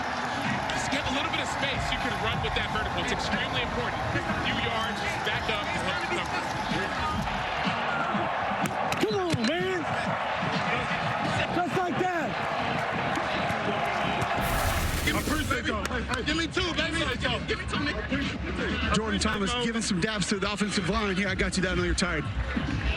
Take us through the route. When did you know you were going to be able to get open and then the throw? We've been doing a good job all week. Preaching, beaching, man. I seen 2. I take it up the hash. Hey, linebacker trying to keep up. We riding. I know you don't want to go back to an incompletion, but how great the coaching from Coach Holtz earlier. You're kind of doing a little bit of a fadeaway jump. Yes, sir. You would have had that, you go straight up, but like, he's so calm, cool. It's just, we wouldn't have thought about that, but it's a perfect coaching point. Yes, sir. No, it's just being where I need to be. That's it. That's all. So he was just telling me, jump up and get the ball. That's what I do. So we'll come back to it. He believed in me, came back to me. Hey, we're going to go again. Hey, yeah, I'm a little burnt out. Hey, sure. But yeah. Get that guy some water. Hey, tomorrow the XFL Conference Championship game is on Fox. St. Louis hosts San Antonio for a spot in the UFL Championship. It's at 7 Eastern. The winner of our game takes on the winner of that one next weekend on Fox. Yeah, Jordan Thomas is 6'5", 277 out of Mississippi State, but he was a 6th-round pick by the Texans in 2018. He started 10 games as a rookie, and he signed with the Cardinals, went on IR in 2019, played for the Battlehawks and Guardians last year, and stepped up big in big moments, so it's no surprise you're seeing him now. How do the Panthers respond with a flag down in the backfield? Marcus Sims, first time we've said his name, out to the 45. 2 flags First down, behind the play. We got roughing the passer on 96. Personal foul, roughing the passer. Defense, number 96. 15-yard penalty will be added to the end of the run. Automatic first down. Carlos Davis, all UFL defensive tackle. That's now 2 penalties on him in the first half. And not only 2 penalties, 2 of the same penalties. The first one, I get it. Okay, I was anxious. I was excited. Let's watch how this one plays out. Carlos Davis on the interior goes through. You don't need that, especially if you know that the refs are calling it tight. You don't need that. You got free for a reason. It was a quick pass. Got to be smarter. I'm sure Skip Holtz will be talking to him when he gets to the sideline. 7 penalties for 85 yards against the Stallions in the first half. It's Colburn, hog-tied at the line of scrimmage. And part of the reason I said, and there's Davis making a play, I say especially when you know the refs are calling it this way. Different referee crews call things a little bit differently. They're just human beings. So if you know they're a little bit ticky-tacky with penalties like that, you got to be smart. Now, some referees will be more lenient, and so this crew was not lenient. So be smart as you go. Under 3 minutes left in this second quarter. Here we go. Ready, ready, son. 4 wide for Etling. Fakes the give to Colburn. Stands in there. Flush to his right. Etling can really move.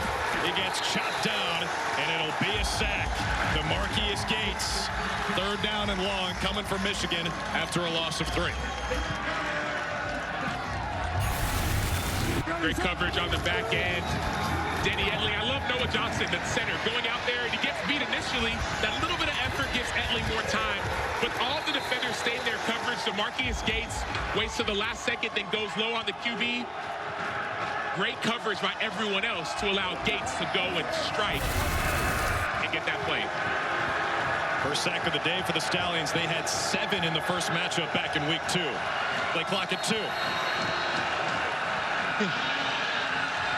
Timeout. Michigan. This is their first of the half. This will be 30 seconds.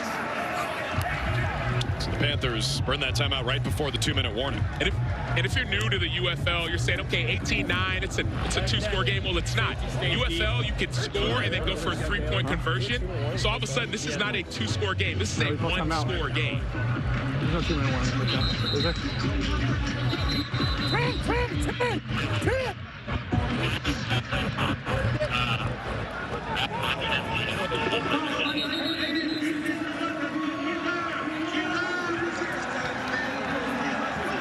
Coach Chamberlain on the defensive side of the ball, trying to get his guys motivated. He knows how big of a swing these last 2 minutes of this half is because they get the ball back. Birmingham gets the ball to begin the second half. And so if you can stop them here, all of a sudden you can erase a bad first half. They trailed by 10 at half last week against these Panthers, came back to win 20-19. What does Danny Etling have on 3rd and 13? It's a completion. Trey Quinn. He's inside the 35. He'll be just short. And that takes us to the 2-minute warning. Will they send Jake Bates out for a 5th time in the first half? We shall see next. Bates out there to try to make his 5th field goal of the day. Cole, he does something unique for kickers, right? I saw him kicking, warming up before the game, and the ball was tilted towards the goalpost a little bit when he was setting up, little fake holders that the kickers have. I asked him about it. He said, yeah, I like the ball tilted towards the goalpost a little bit because it opens up the sweet spot of the football. I asked him, do most kickers like that? Because let's be real, none of us really pay attention to kickers. And he said, no, most guys like it tilted either towards them or straight up. I like it towards the goalpost a little bit to try to open up the fat part, sweet spot of the football. Well, Brock Miller is the punter and holder. Jordan Ober is the all-UFL long snapper. Bates 4 for 4 today. This from 51. Did he hit the sweet spot again? No. His first miss today.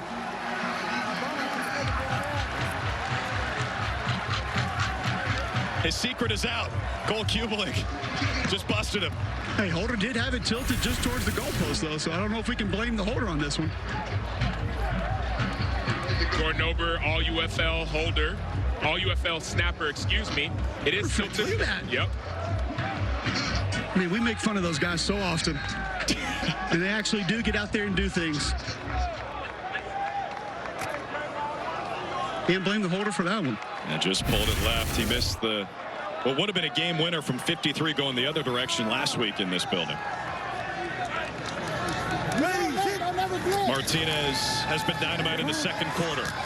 He starts with a check down and a completion to his running back, C.J. Marable. It was great in the pass game last week to start the 2-minute drill. Important to note here in the United Football League, when you get a first down under 2 minutes in the second or fourth quarter, they stop the clock to reset the chains, a lot like college football.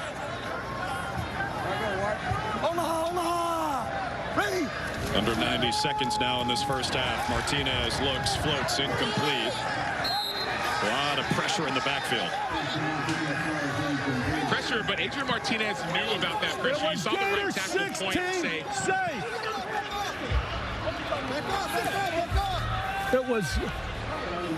It was Gator 16 safe, and he turned right out here and went safe, safe, and gave the signal, and it's one-on-one, and it's one-on-one. Let's get the spot. Is the spot good? Is that more than 10? Less than 10. Your flag right now is more than 10. It's more than 10. Thank you. Intentional ground. Offense number 8. The ball was placed at the spot of the foul. Lost it down. 3rd down.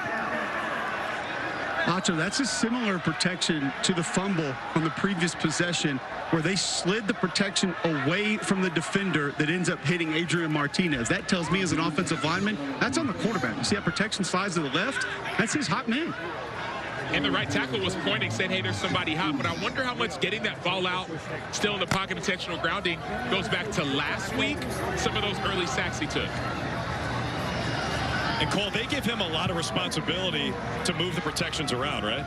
There's a lot of times that you'll see middle pressure come against this offensive line, and I'll be honest with you, I was pretty down on Cole Snyder after week 2 when they played this Michigan defense because it was A-gap run-throughs by linebackers at depth, and what I mean is between the guard and the center, a linebacker just running free. That doesn't happen. You can't allow that happen. The nearest threat should never hit the quarterback, but the quarterback directs it all, and Skip Holtz told us, hey, if we're throwing quick to the left and we have a guy coming through our right A-gap from depth, quarterback's okay with that? That's on the QB. Scott, we're going to have a 10-second runoff. Birmingham does not want to use a timeout. Correct. All right, so we're going to put 1 minute and 11 seconds on the game clock. All right, 35 and a half. All right. By rule, this includes a 10-second runoff. Game clock operator, please place 1 minute and 11 seconds on the game clock. It will begin when ready for placing. All right, back up, guys. So Skip Holtz maintains his 3 timeouts, but they face a 3rd and 16. They're 1 for 4 on 3rd down today. And I know you're saying Skip Holtz, but if I'm Michigan, I'm saying let's get this stop, and then we'll get the ball back with a minute left. Back up, Colin Bauer, defensive coordinator.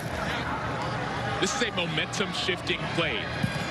Because all of a sudden, Michigan gets a stop on this, confidence starts to build. Ready, sit. 3-man rush on 3rd and 16. Martinez to his left, loads it up and fires. Incomplete. A lot of contact as Rodgers was trying to run that route. Flag comes in around the 30. Nate Brooks, the all-UFL cornerback, was in coverage. Did that occur with the ball in the air? It's not, the ball is not in the air yet. I've got a defensive hold, number 3. Holding. Defense, number 3. 5-yard penalty, automatic, first down. I don't hate this penalty. Now you say, okay, well, it's a holding. You don't want it. But if you're getting beat, you're going to see Nate Brooks playing from depth. If you're getting beat, I don't hate actually holding because it keeps that play from being caught. If Amari Rodgers is free, all of a sudden that's a touchdown. And so not the worst thing that could happen. It could be better, but not the worst penalty. Oh, it's an automatic first down after it was 3rd and 16. Better than a touchdown, though. Yes. Keeps the Stallions drive alive with under a minute to play in the second. Martinez again scanning, rolling, and just killing it out of bounds.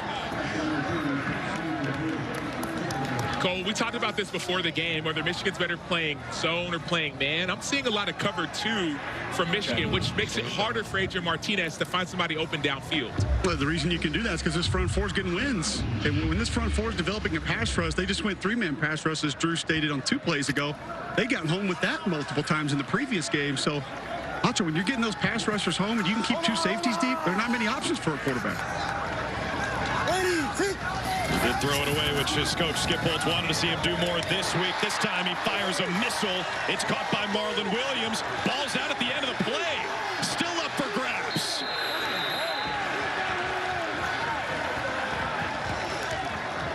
And Williams fell back on top of it, a gain of 29. They'll stop the clock to reset the chains.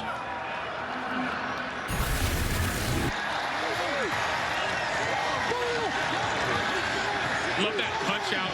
Kua had an opportunity to get that ball, but instead of trying to fall on it, you're taught to fall on the ball in traffic. Don't try to pick it up and scoop and score. And so that's a great punch out that you saw by Adonis Alexander, but then Kua, different situations call for different types of plays. If you're in a bunch of traffic, you got to fall on it, fall to the side of it. If there's no one around, that's when you try and scoop it up. So that's a coaching point you get to in situations like that. Big crowd, fall on the ball, no one around, scoop and score. That's 2 recovered fumbles for Williams in this first half. One on the kick return that Person couldn't handle, and then one on his own fumble.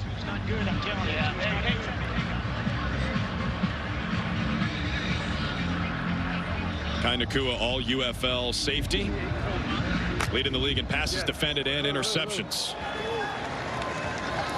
Brother Puka, one of the best rookie seasons ever for a wide receiver in the NFL with the Rams.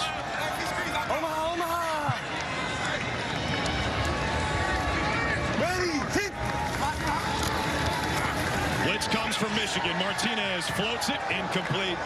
2 targets in the area. One of them was Jace Sternberger. who's been outstanding all year. Benjamin Victor, the other.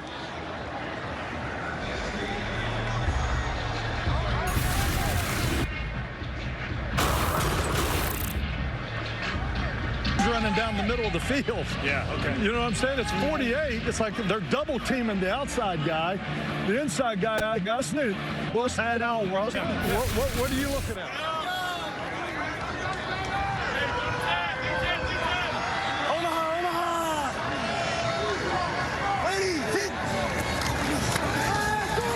Martinez, this is where he's lethal.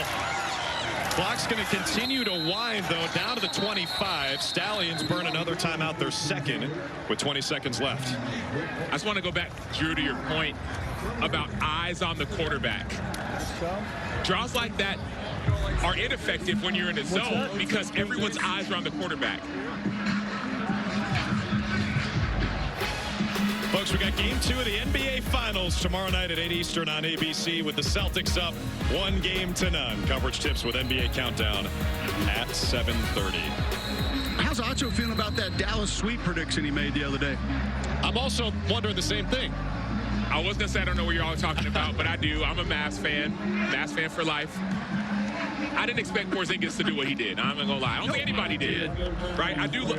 Somebody did. Nah, somebody in this booth. Drew Holiday is the dog, though. I ain't going to lie. Drew Holiday, I think, could maybe shut down, slow down. Kyrie, that's the difference maker, in my opinion.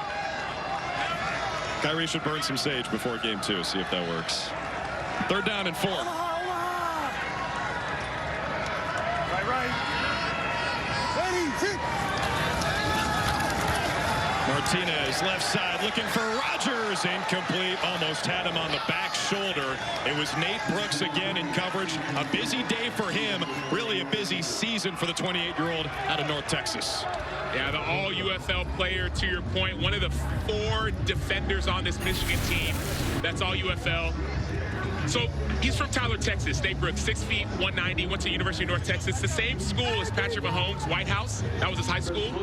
Played in Birmingham last year, won a USFL championship, and he's an undrafted free agent in 2019 to the Arizona Cardinals. So he's getting NFL experience based off of he's playing a guy, Amari Rodgers, who was a 3rd-round pick by the Packers in the NFL.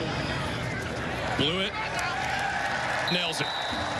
From 43 to make it a 6-point game. On that yellow line down there, throw it there. You give him a chance to make a play for you, but trying to make the great throw, we don't give him a chance to make a play on it at all. You know what I mean? Just give him a chance. Give him a chance. I got no problem with where you went with it. I'm fine with where you went for it. I'm fine with where you went with it. One of the conversations that we had with Skip Holtz this week when we were on our call with him was he wants more out of his receivers. And that ball was a little bit wide, as you heard, not on target. But he wants his receivers to make more contested catches. They weren't. And so we had this conversation of, man, why is Jay Sternberger playing so well? Well, said if our receivers aren't making those catches, let me start targeting our tight ends. So this week we saw Jordan Thomas with the 50-yard touchdown. We also saw Jay Sternberger with a big play. And so you wonder, okay, why is one position getting targets and one not? Well, if you don't make the most of your opportunities, the coach is going to find a guy who will. But with another field goal, up to 30 total points in this first half. You had the over coming, and you got to be feeling pretty good. And that guy's a big reason why Danny Etling in this Panthers offense, even though they've stalled out late on some of these drives, really been moving it at will.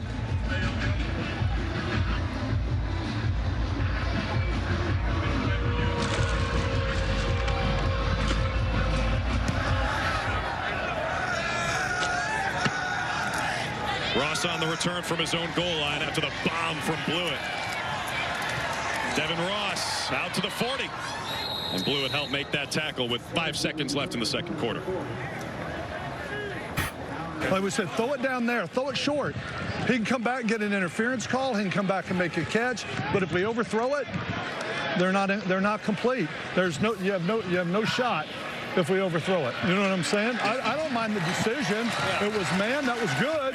Just put a little air. Yeah, give it a little air and throw him down the field. Yeah. We said we don't want to run that out of bounds. We told him where to run on that yellow line down there. Throw it there. You give him a chance to make a play for you, but trying to make the great.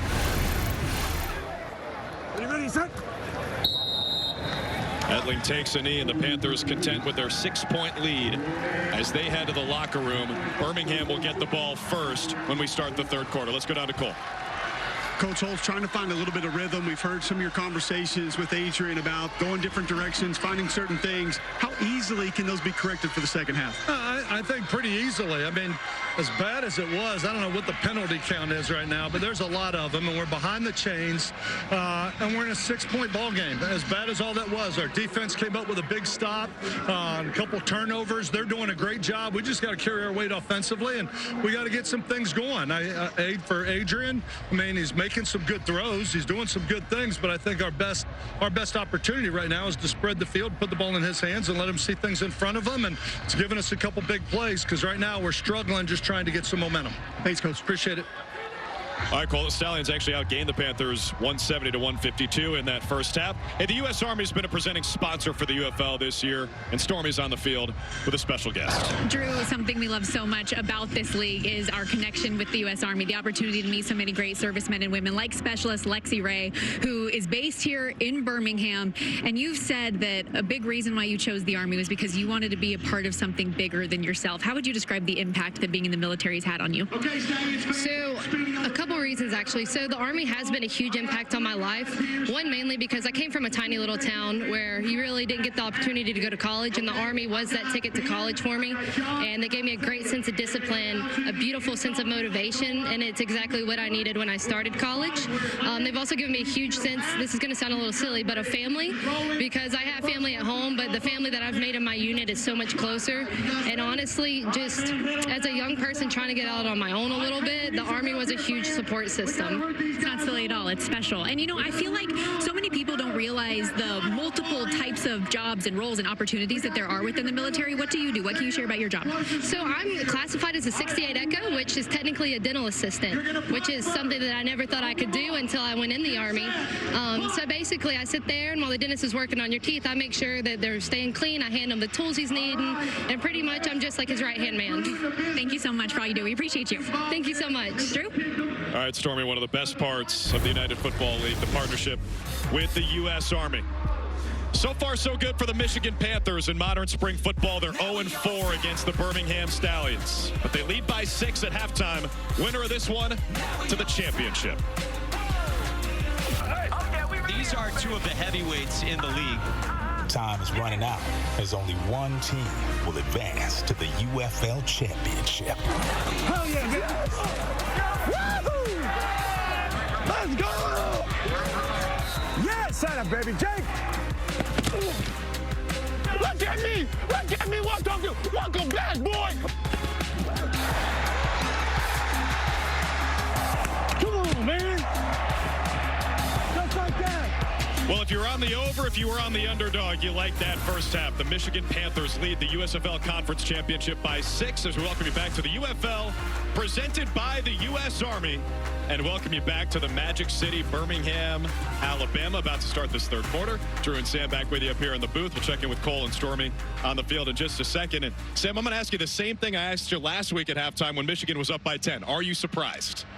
I am surprised this week, and the reason why is that Birmingham is the favorite. They have been for the entire season, for the last 2 seasons, but Michigan has weathered the storm. Now, what I need to see from Michigan, if Michigan wants to win, they need to have Siyosi Mariner or Trey Quinn. One of their receivers has to make a big play.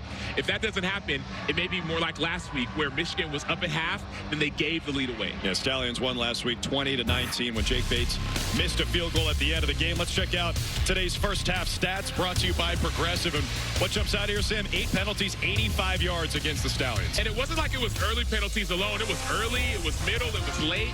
They were penalized for the entire first half. So Birmingham has to be smarter, understand what's being called and how it's being called, and stop hurting your team.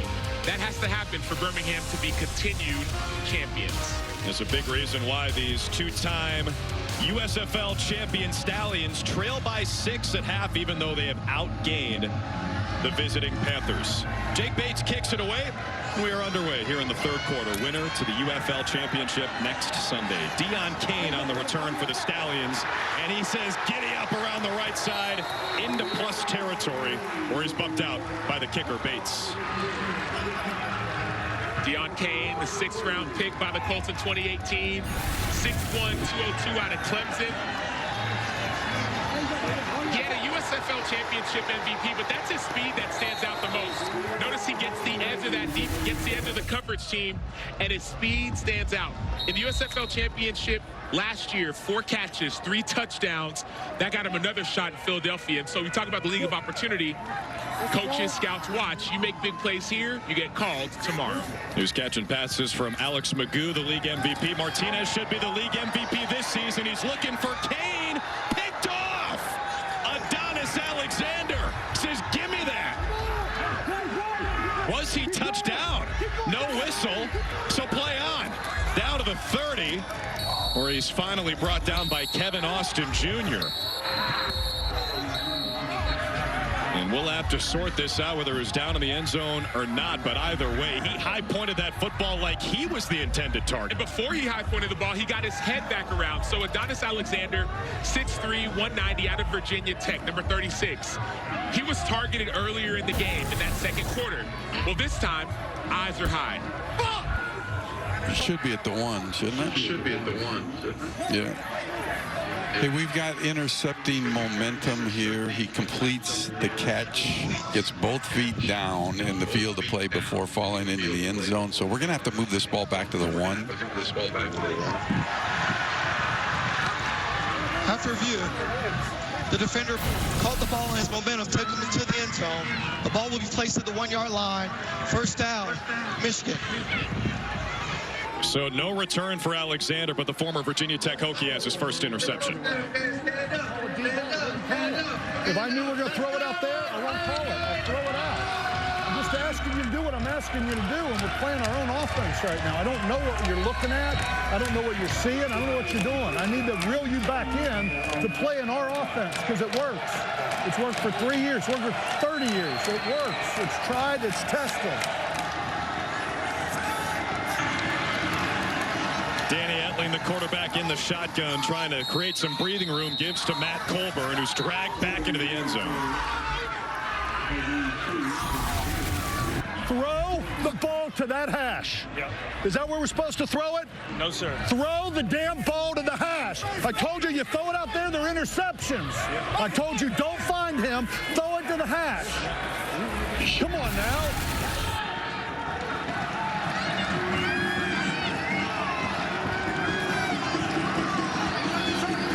Amazing to hear that after that partnership has worked so well all season. Etling's pass is complete. There's Marcus Sims.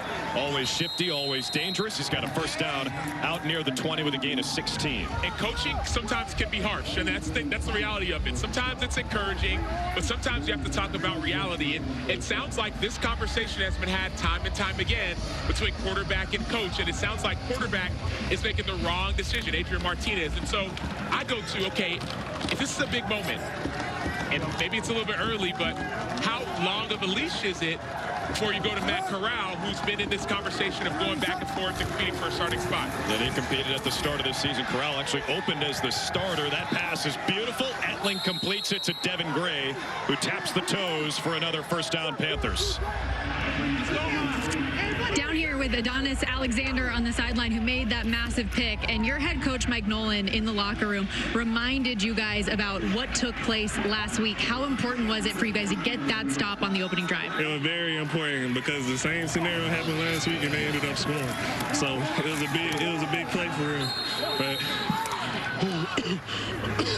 I gotta thank my D-line for real, they getting back there. Were you a high jumper in another life, or how you get those ups? Now my dad actually is a high jumper. My dad got a very good vertical.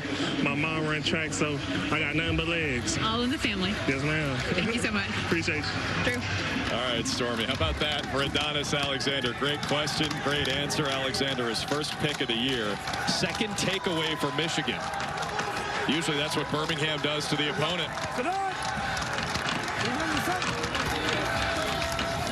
Colburn around the right side. Tried to cut it back, picked up maybe a yard. Third down coming. Talk about a momentum shift. I know we're going back to that Adonis Alexander conversation, but if you can win early in the second half, and then you score on a drive like this, that sucks out all the momentum, all the halftime conversation and speech that Birmingham has was ended in one play.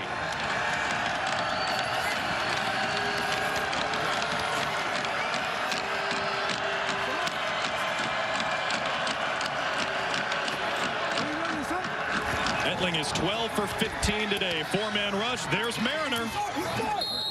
And that is a first down for the Panthers, I think, or will it be fourth? Yeah, Mariner has got to know, I don't know if it's a first down or not, but he's got to know to get vertical. As soon as you catch that ball, especially when there's some questions, don't go backwards, get vertical. And he comes up just short, and Mike Nolan, you mentioned this earlier, Sam, he's a defense-first head coach.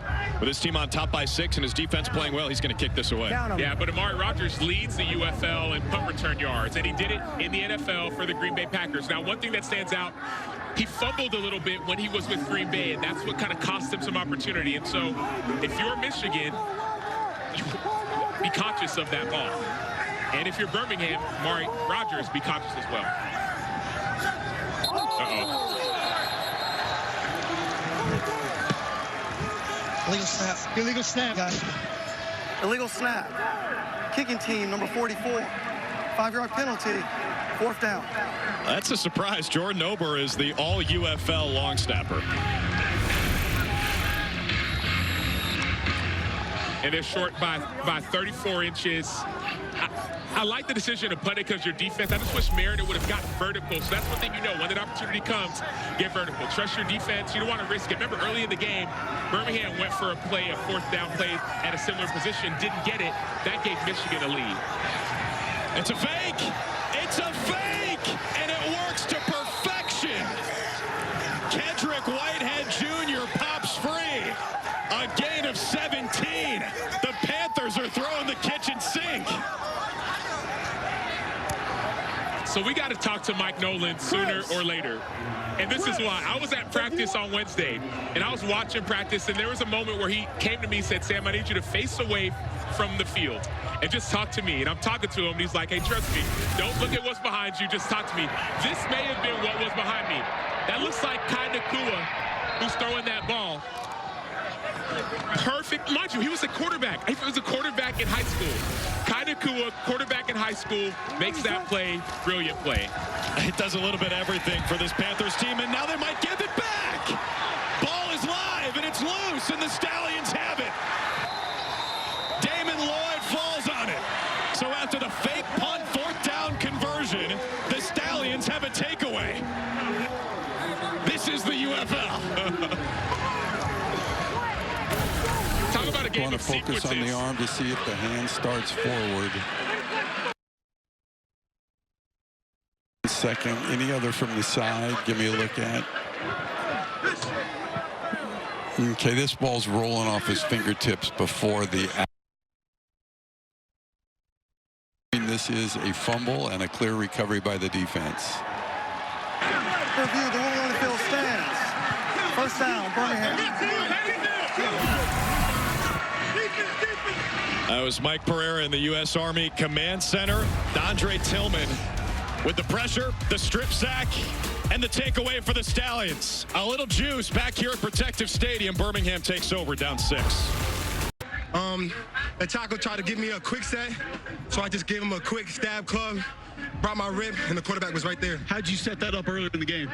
Just by going with my speed, going speed to power, taking the inside move, and just keep on playing. That's it. Marvin, we good now? Oh, yeah, we all good, baby. Appreciate y'all. I gave him some love. That's what you wanted, right? That's all we want. We want a D-line, you feel me? Momentum changer. Give my momentum changer some love. That's all I want. We got it. There you go, guys. Defense. Cole, it's a good point by Marvin Wilson, the former Florida State Seminole. What a play by Tillman. And I love his conversation of how he set the rush up. Speed to power, speed to power. Now the tackle's sitting down. Go inside. Now the tackle might see him going inside. Then he went stab, club, stab to slow him down, club his arm, and rip through. Wonderful. Poetry in motion. It's like music to your ears, Sam. Former pass rusher Martinez on the give to Ricky Person. He picks up just one on first down. Let's go back to that play. Well, you talk about that stab club. What does that mean? Some people call it a long arm. So you're going to see him right on the edge. It's going to be a long arm. It's going to sit down the tackle, stab, and then boom. It's not really like a pull. He said club. It really was more of a pull. So as soon as you sit him down, win first contact, you just pull and rip through. And so once you've gotten the tackle a little bit out of sorts, and you went speed to power, you've run around him. Now all of a sudden, when he feels you, he sits down, then you can rip through like you saw from Dondre Tillman. Martinez started 9 for 12, just 1 for 6 since, including an interception. Here he steps up, ball's out again, but they'll rule him down.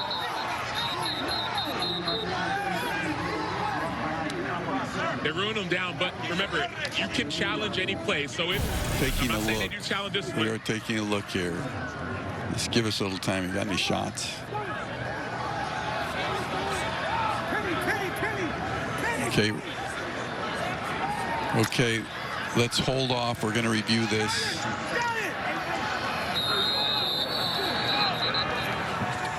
Okay, let's take an official review.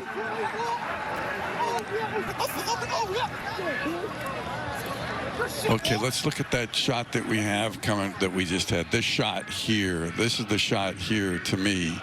The ball's being stripped out. What's the first thing to hit? The hand, the shin and the butt, but the ball's coming out. The ball is clearly coming out. We've got this shot right here. See the ball ripped out before that shin gets down, before the forearm gets out. So it actually is a fumble. And there is a clear recovery by the defense at the 45-yard line. So the clear recovery by 52. So it is going to be Michigan's ball at the 52-yard line first. I mean, at the 52's recovery at the 45-yard line. Thank you. After review, the ball carrier lost possession of the ball. It was recovered by the defense in immediate continuing action at the 45-yard line. First down, Michigan. So Walter Palmore, the forced fumble. Mika Tafua, the recovery. That's 2 turnovers in the last 3 plays of this game. By 2 big-time players. So Walter Palmore first. Look at his eyes on the ball. He's attacking the football, and that's intentional. That's called a turnover, not a takeaway. You're taking the ball away. But he's a monster. He has great hands. A couple weeks ago, he had a PB in the 4th quarter to help win the game. And then Mika Tafua doing the rest. Former Mizzou Tiger on his 2nd forced fumble of the year, sets him up at the 45. No gain for McCrary. And we've got the playmaker, Walton Palmore, here right now. Can you take us through what you saw on that play to be able to jump on it and make it happen? Hey, in my mind, we just got to make plays out here. Offense got to do their thing, defense got to do theirs. It's a team effort, so, hey, big plays got to be made to win the game, you know? So, how would you describe the big plays and the chaos that we've seen here early in the 2nd half? Hey, it's crazy. It's football, man. Anything can happen, so you got to make a play out here, man. Try to gain the advantage, so that's what we got to do. Thank you. You're welcome. Native of Columbus, Georgia, out of breath trying to chase down Adrian Martinez. They've done a great job of it today. Now their quarterback swarmed, and Etling is sacked. Jonathan Garvin will get credit for it. Jonathan Garvin, 6'4", 257 out of Miami. That move was that speed to power you talk about. So he just ran right through the offensive tackle. Offensive tackle couldn't set. Jonathan Garvin uses his speed right there, top of the screen. There's nowhere for Etling to go. So your job is to get to the quarterback. Sometimes you go around an offensive tackle on the outside or the inside. My favorite, go right through him. Inside hands won right there, Alto. Absolutely. Inside hands usually win 99% of the time. Panthers 0 for their last 5 on 3rd down. Steep hill to climb here on 3rd and 18. That's their favorite guy to throw to on 3rd down, Trey Quinn, but he will be short.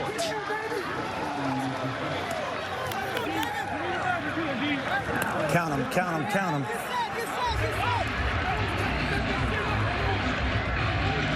We got 11.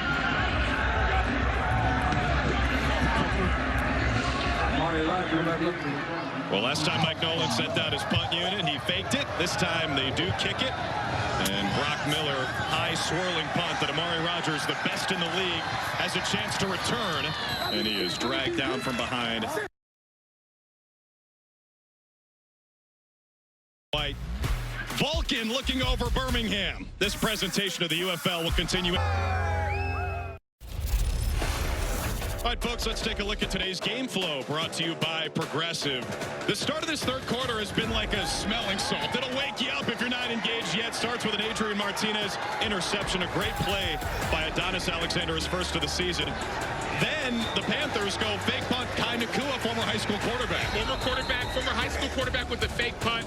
But then later on, you're going to see this big-time sack fumble. They give the ball right back. That was Dondre Tillman with a huge sack fumble. And then Walter Palmore, who had a forced fumble a few weeks ago. He is a turnover machine. Forces it. Mika Tafua recovers it. Crazy beginning of a second half. But now we can calm down. Maybe more craziness. Maybe a simple play.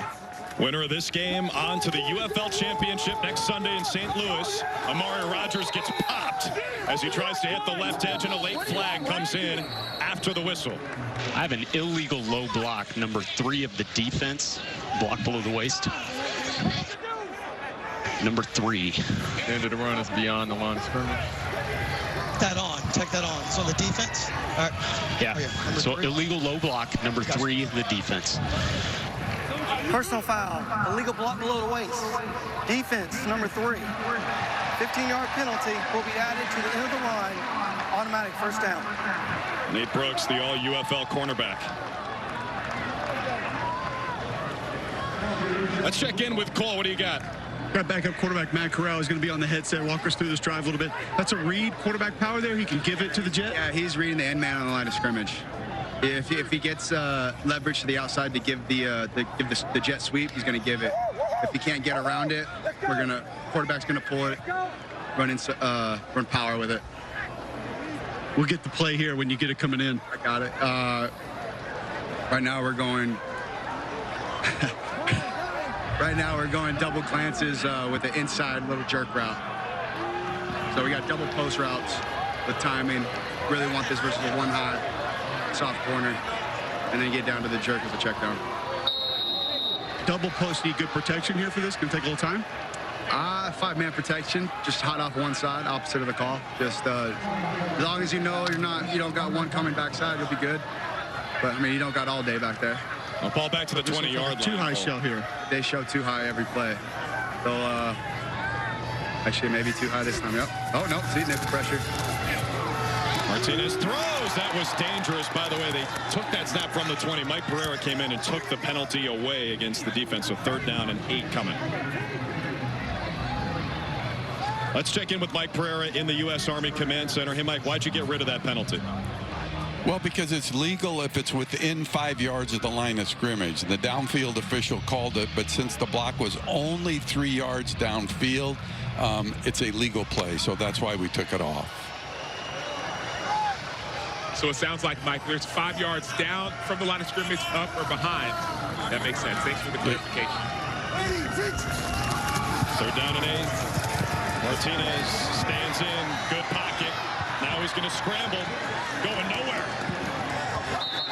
Met in the backfield, Mika Tafua, the first player to get his hands on him. And 4th down coming up. Martinez has been bottled up all day. Mika Tafua, 6'2", 249 out of Utah. He's quick, he has great eyes, but it's not just him, it's the entire defensive line forming a cage around the quarterback. Notice no one's rushing upfield. They form a cage. Look at Breland Speaks on one side. Look at Tafua. You see Javen White on the inside. That's 4 rushing as 1. Really 5 if you want to include your spy, Javen White, rushing as 1. That's how you slow down an elusive quarterback. Just 5 carries for 7 yards for Martinez, who led the league with over 500 rushing yards this season. His player prop today, 47.5 rush yards. Got a long way to go for that. On 4th and 9, Wadman's punt. Returnable. Past the 40-yard line goes Devin Gray. Folks, game 1 of the Stanley Cup Final tonight in Florida. Connor McDavid and the Oilers take on Matthew Tkachuk and the Panthers. 8 Eastern, ABC, ESPN Deportes. ESPN Plus, going to be fun to see Connor McDavid on the game's biggest stage.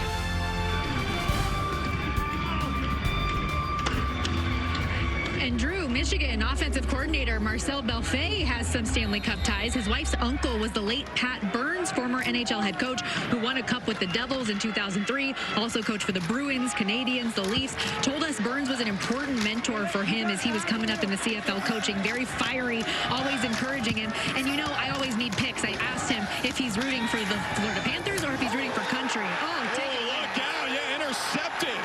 This third quarter just gets crazier and crazier. Ike Brown takes it away. And the former FIU Panther rips it away from the Michigan Panthers.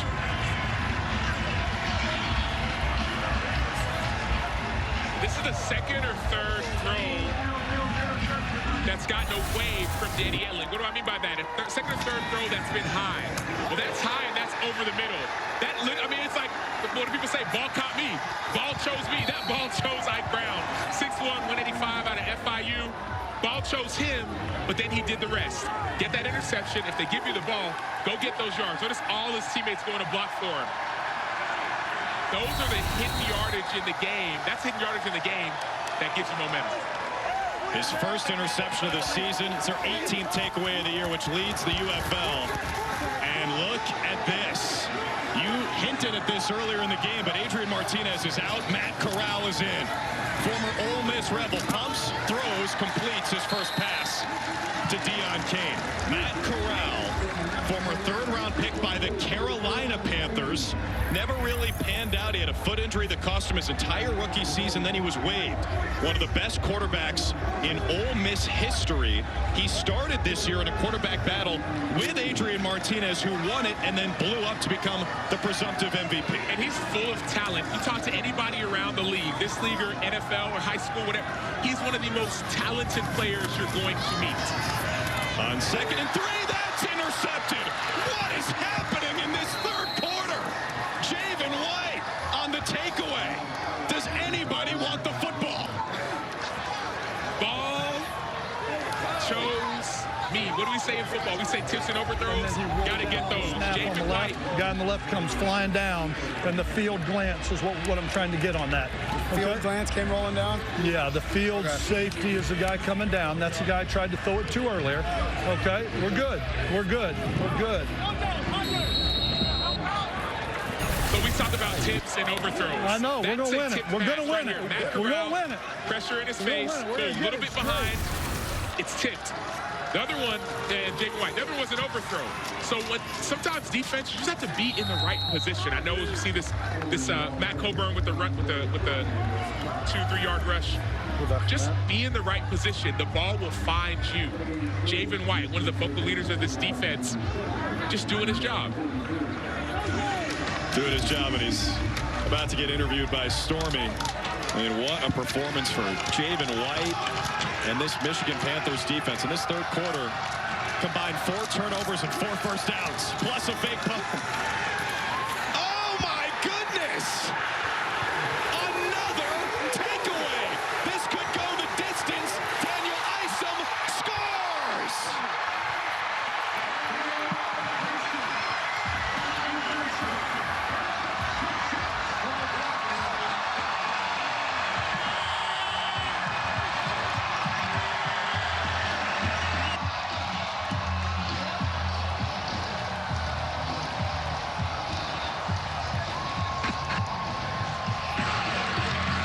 Quarter is drunk. This is insane.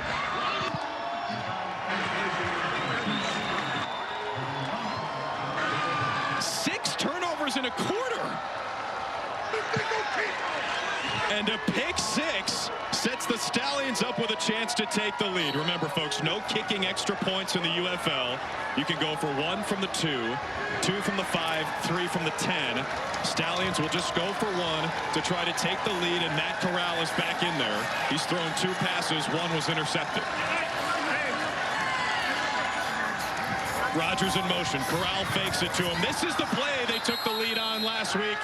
It's incomplete, trying to find the tight end, Jordan Thomas. And that was stopped by Bryce Tornado, the 5'9", 190-pound DB out of Kansas. And he's down on the field.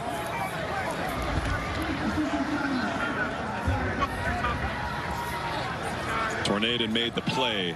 Ran into a big man in Jordan Thomas.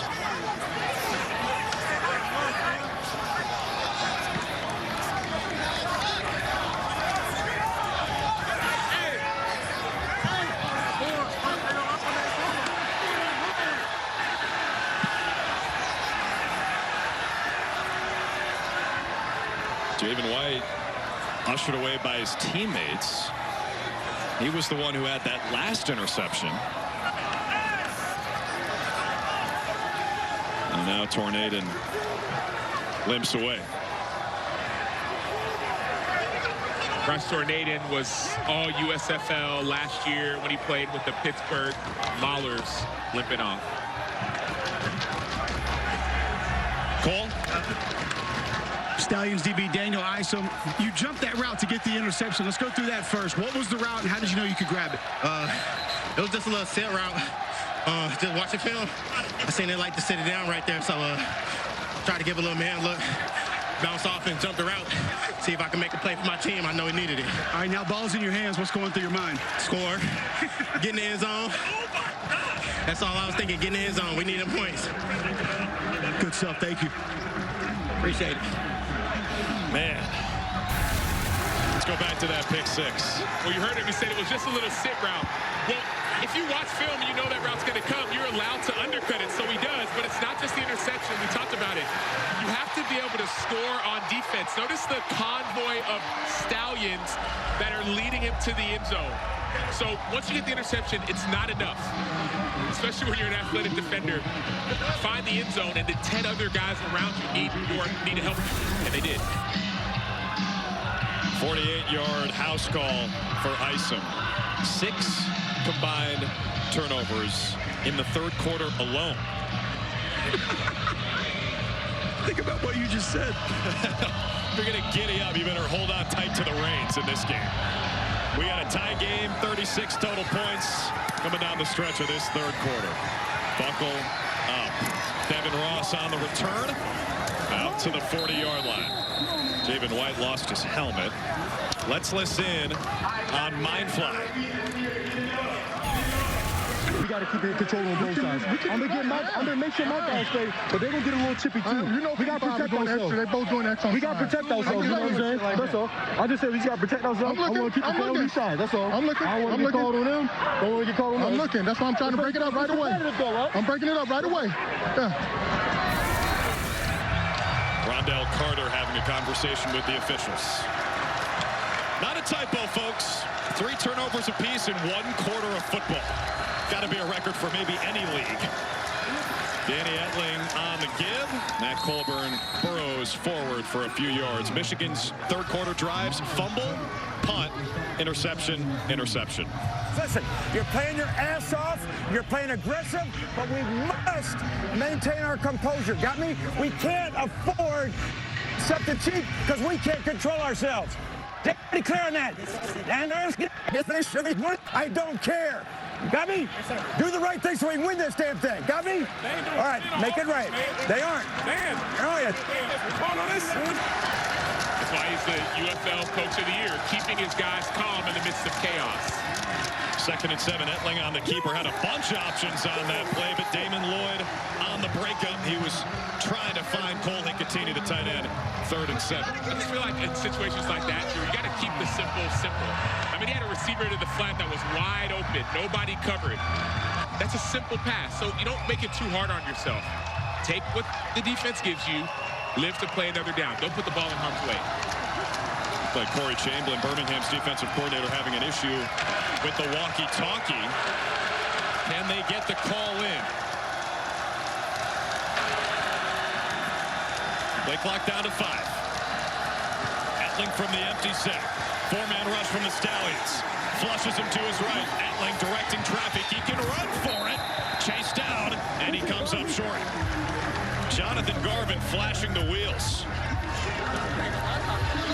Hey, Drew and Sam, wanted to throw this out for you guys real quick. You've talked about the chaos just in this quarter, Drew. Sam, you remember what Coach Holtz told you he liked about his football team the most when you asked him that question in our meeting?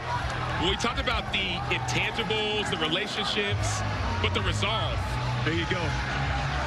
the resolve of this team. And so you talk about things like that, but this is the time to show it. It's one thing to talk about resolve on a Zoom meeting with people who are calling the game. It's another thing in the heat of the battle when there's been 6 turnovers. Who's going to be the one in your huddle to calm everyone down? Rodgers lets it skip and into the end zone for a touchback out to the 25-yard line. Birmingham Stallions, a budding spring football dynasty, back-to-back USFL championships, and they are showing that championship medal in a third quarter that's had 6 combined turnovers. Adonis Alexander had one of them. We saw Paul Moore. We see Dondre Tillman. The ball is everything, and it seems like some players know that truth. Other players don't. Tips and overthrows, got to get those. Daniel Isom finds the end zone. Javen White gets a pick. Not just 1, 2, 3, 4, 5, but 6 turnovers in 1 quarter. Ball security, neither here nor there.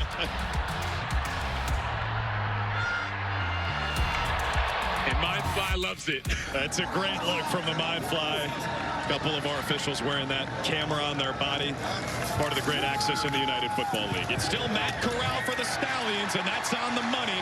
Jordan Thomas, his big tight end, who had a 50-yard touchdown catch from Adrian Martinez earlier in the game, moves the chains, and that should take us to the end of the third quarter. Cole, I go back in situations like this to who are my most trusted players. And for this Birmingham Stallions offense, it's the tight ends.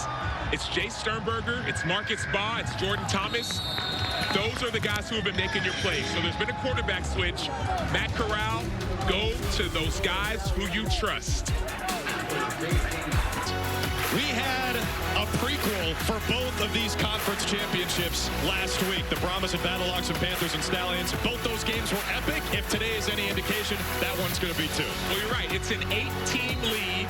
4 in the USFL Conference, 4 in the XFL Conference. Right now, we're seeing the USFL Conference Championship. 10 games, the 2 top teams make it.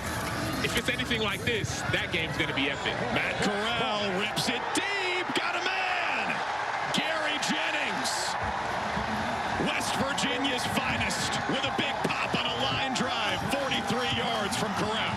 And the former St. Louis Battlehawk, he was a star for St. Louis last year. But with the transition of this league, all of a sudden there's better players on different teams. Great patience and trust by Matt Corral. But we talked about those trusted players. Gary Jennings is a guy who's been there before and making the most of this new team. C.J. Marable dancing through the hole down to the 10-yard line. Should be enough for a first down to set up 1st and goal. Kai Nakua on the stop. And this is who Skip Holtz said is the guy who we trust the most in the backfield. Look at that cut. Great job on that cutback. He's a 2-time USFL champion. C.J. Marable is a trusted player on this team. Ooh, Corral takes a big stick from the Defensive Player of the Year. Breland speaks. That's Ole Miss Rebel versus Ole Miss Rebel. So Matt Corral comes in relief. Listen to this. You could feel that back in Oxford. From the empty set, Corral looks, throws, Rodgers, touchdown! Stallions take the lead after they trailed by 15 in the first half.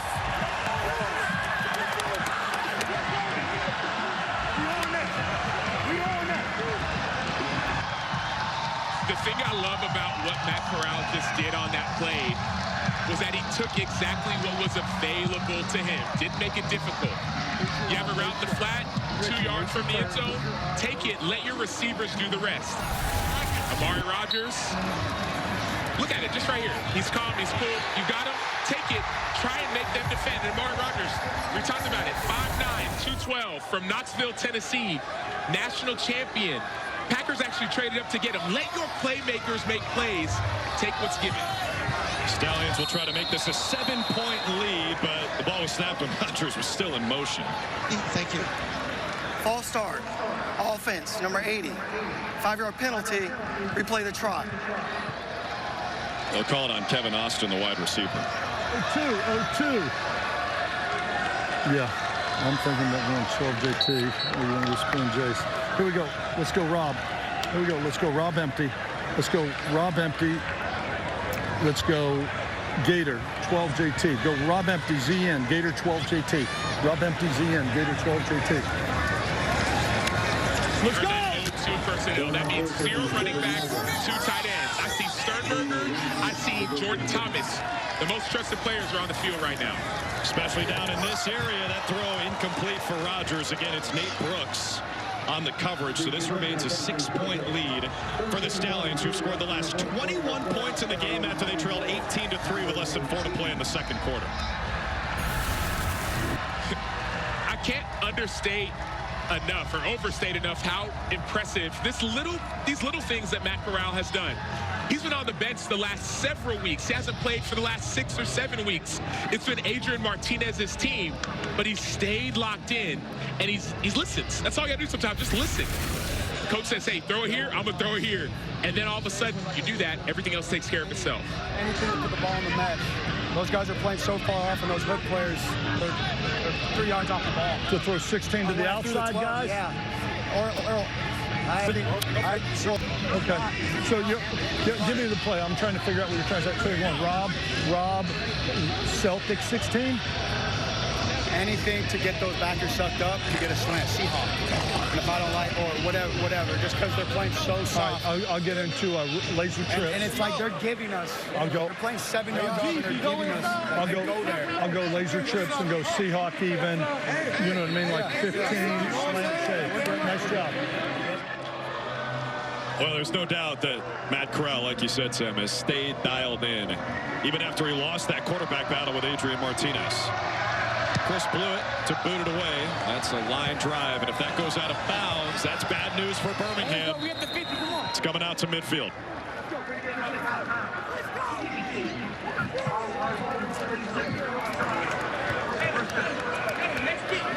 All right, Matt Corral, did you even get a warm-up throw in? A little two forwards, 2 back, and we're good. You've been hanging out with me, listening to the headset. First off, just how'd it feel to be back in there, complete a couple balls? Man, it felt great. You know, just like practice. You know, it's just another day in the office out here. So you're talking to Coach Holtz. We overheard you. We're trying to get the linebackers sucked up a little bit. You think you can take advantage of that? Yeah, 100%. I mean, we just got to get a call. That's it. They've been well coached as far as what they're expecting versus us, and they're covering it pretty well. That's why there's every concept we've ran, there's always been a guy just right there, you know. So we got to add a little wrinkle just to give us the advantage. Thanks, Matt. Thank you. Man, that's great stuff, fellas.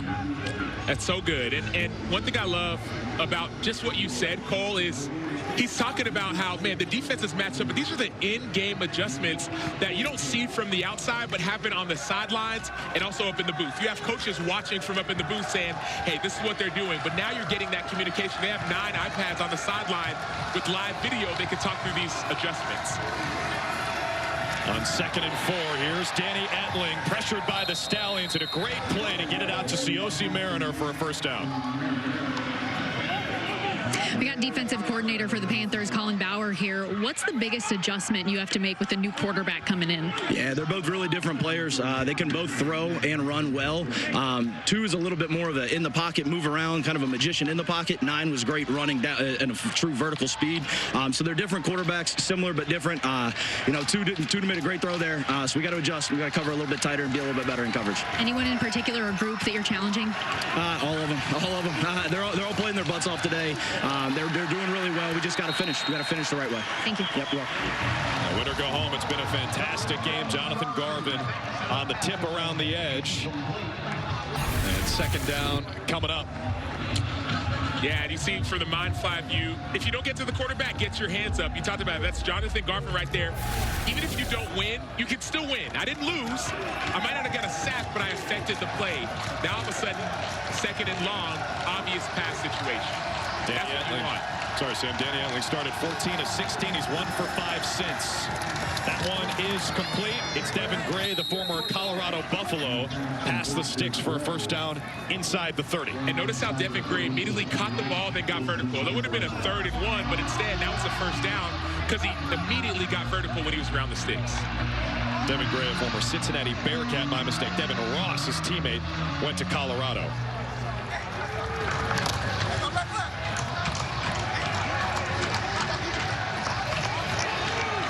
McCrary in the pistol behind Etling. Started his college career at Purdue, finished it at LSU. Hands it to McCrary. And he'll gain 3 yards as he burrows ahead. Damon Lloyd on the tackle for Birmingham. Cole. And that D-line's been pretty good against the run. What's up today? That's what I was going to say. Is that considered a win? An offensive line that gained 2 yards. Is that a win? Is that a loss for the O-line? Yeah, I don't know. At this point in the game right now, you'll take every yard you can get. I'd rather be in 2nd and 8 and 2nd and 10, but they're playing a lighter box. That's why we'll probably consider it more of a win for the defense.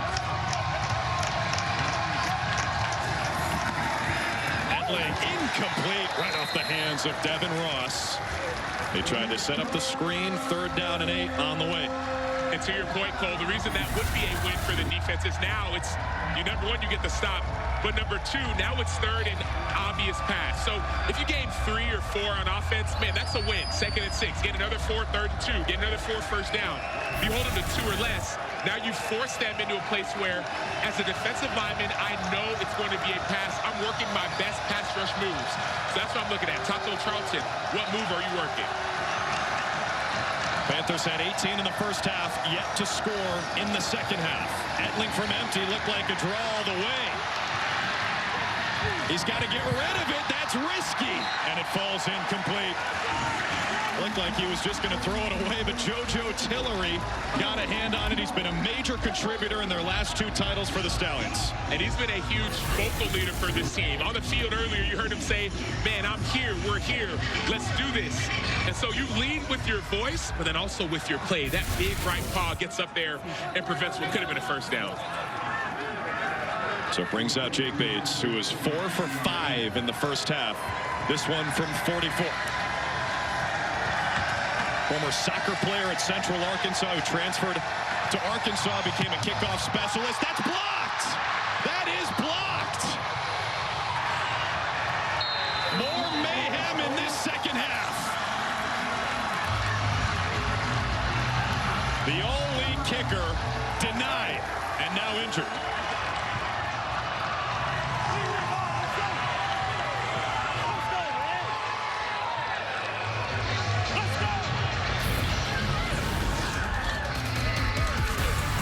So JoJo Tillery, after deflecting the pass and forcing the field goal attempt, blocks it himself. This presentation of the UFL will continue after these messages and a word from our ABC stations. So Jake Bates with a 44-yard attempt that gets stuffed at the line. And it's not defenders making the block. It's 2 offensive linemen combining for it. Armani Taylor and Darius Harper of the Stallions. And not just any offensive lineman, Drew. These are 2 6'6" offensive linemen. Darius Harper, 6'6", 300 out of Cincinnati. His coach said he did a nice job. Armani Taylor Prelo, 6'7", 308 out of South Carolina State. These are O-linemen that are on field goal block. That's such a rarity in the NFL for sure, and likely in this league as well. It keeps their lead at 6. Hey, the more you can do. Yeah, no doubt. These players can sign with NFL teams the Monday after the championship next week. Matt Corral still the quarterback. He completes to Marlon Williams. Made one man miss and ridden out of bounds by Javen White. Let's go down to Cole. Fellas, when the going gets tough, we know who you go to. Offensive lineman. Chris Bonio, special teams coach for the Stallions, here with me. 3 linemen in there on your field goal block team. Well, you know, our players do a great job. They always give good effort, and they're willing to do anything, and that's the 3 tallest guys on the team.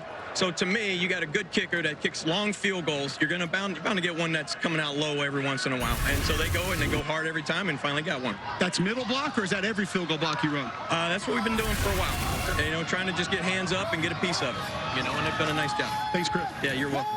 Think about the special team swings in this game. A fake punt for Michigan and then a blocked field goal for Birmingham as Corral is twisted down by Rondell Carter, former James Madison Duke.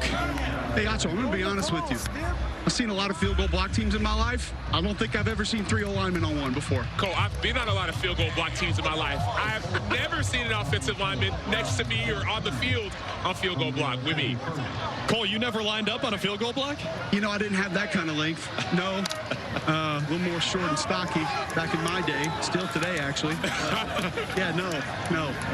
Yeah, no. I mean, you got a middle jumper is one that everybody would always have, and sometimes that might not be like a D lineman, but O-lineman, no.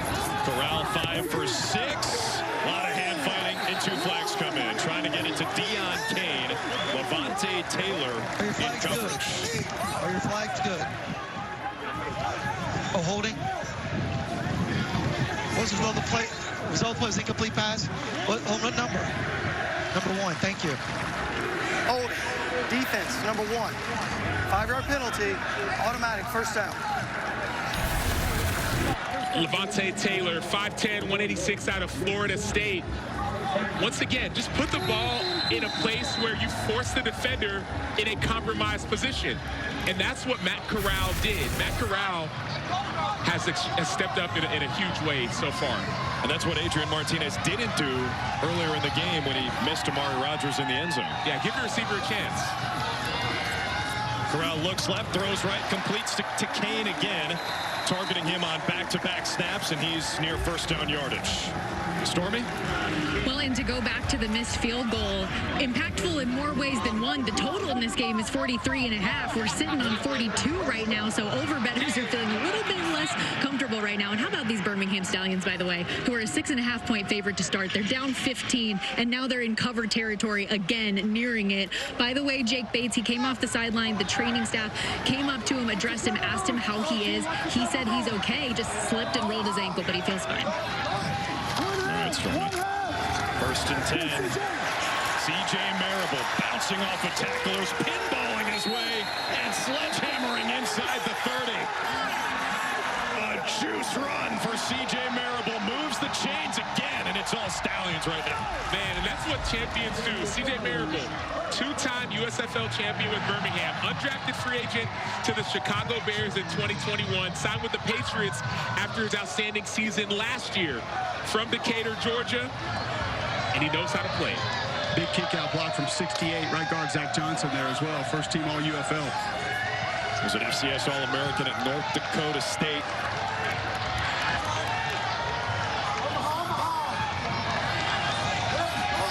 That's the midway point of this fourth quarter. It's Marable again, testing the left side, cuts it back, again shakes the first tackler, and he's near the red zone. C.J. Marable, 10 carries for 56 yards and 2 scores last week after he had 2 touchdowns all season coming in. And he was challenged last week. Skip Holtz said, hey, man, we've challenged him. Look at Zach Johnson, all-UFL right guard. He's going to pull around and great kick-out block on Breland Speaks to make that hole available, and then he just does the rest himself. You spin, you get low, make the play. And then here, that next run, cutting upfield. So one thing that Skip Holtz says is he's the most knowledgeable of all our backs. And so sometimes critical game on the line, being intelligent, being knowledgeable, knowing you can pick up blocks and run the ball, those are important things to coaches. Second and short, Corral feels the blitz, throws, end zone just too out of reach for Deion Kane. Right, last year's USFL Championship MVP. Looking for a slant there. No chance at that one. Good. Okay, here we go. 3rd and 3. Okay. Here we go. Let's go Rob Empty. Let's go Rob Empty. Let's go Gator. 13 shave. Rob Empty. Gator. 13 shave. 3rd and 3. Most defenses want to play man-to-man. I hear him play like shave. You look, I see that bunch at the top with Jay Sternberger. To me, it says something like crossers. Just 1 of 6 on 3rd down today, and Jay Sternberger has the first down this time. Number 12 takes it to the 12, a first-team All-UFL tight end. And they're going to their trusted players. One thing that stands out to me is this hurry up. That's one thing that's caught Michigan off guard. They've got no huddle, quick plays. It keeps the defense tired on the field. It makes it hard to communicate. Remember, 3 interior defensive linemen dressed out for this game for the Michigan Panthers. Clock will be on the snap now. We get false start number 63. Number 63. False start. Offense. Number 63. 5-yard penalty. First down. That's Matt Caskey, who's replacing Christian DeLauro at left tackle this week. And going back to, look at Jay Sternberger. He sits down, so it looks like it's a little bit of zone. Another catch in traffic. You're going to your trusted players. He sits down, gets the ball, and protects the ball. There have been so many fumbles and interceptions and turnovers in this game. Protect the rock. That was the 10th penalty against Birmingham today for 106 yards, a season high. Let's get Holtz talked about the resolve of his group. We're seeing it on display again today. That's Person out of the backfield. Hit out of bounds by Noah Dawkins. What's the down and distance? What's the down and distance? Hurry. Okay. Good. All right, here we go. Here we go. Let's go. Lou empty. Here we go. Let's go. I tell you what, let's go Lou tight. Let's go Lou tight. Atlanta 25 trade.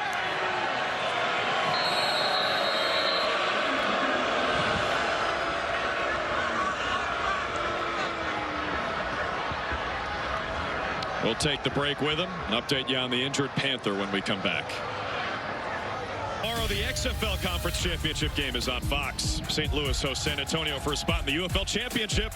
It's at 7 Eastern. The winner of our game takes on the winner of that one next Sunday on Fox.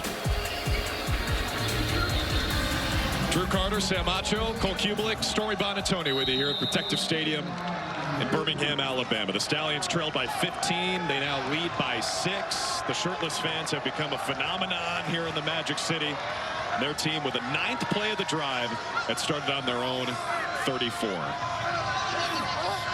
Matt Corral on in relief for Adrian Martinez. He throws to the running back. Persons got it toward the pylon. Touchdown! Ricky Person goes Superman.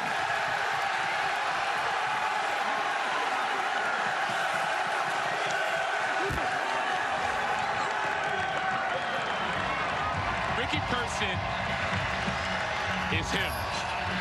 He went undrafted by the Ravens in 2022, grew up in Lewisburg, North Carolina. He wears coordinates on his neck. That's his grandma's house. He wanted to go to NC State. His grandma had cancer. She passed right before he committed. And so all that he does for her. It's his 7th touchdown of the season. Led the league with 6 on the ground, his first through the air. And the over has officially hit.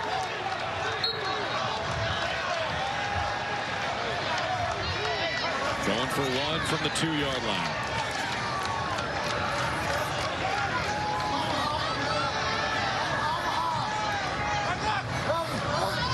To take a 13-point lead. Corral keeps, floats, count it. Way upstairs, Jordan Thomas lives there. And his Statue of Liberty's the ball.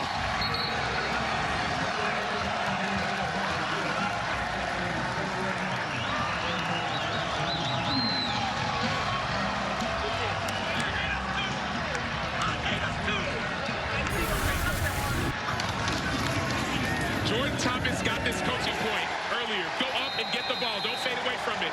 He said, I'm 6'7", you're too small. I'm still 6'7", you're still too small. No one can get the ball. It's like a dad with a son. And then with the, okay, he didn't get the dub. You're not in the NBA. But, and then going to Matt Corral. Right there, the Ricky Person Jr., who Superman's in the end zone. Turk, his granddad. Alice, his grandma. He wears their name on his cleats. That's how much they mean to him. Finds the end zone, gives his team a 2-4 lead.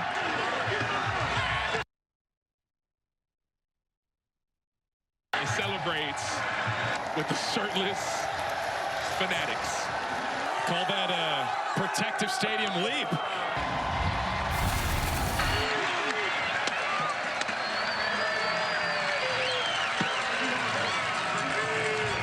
He was the only person in that section wearing a shirt. Both figuratively and literally. The only person. Yes.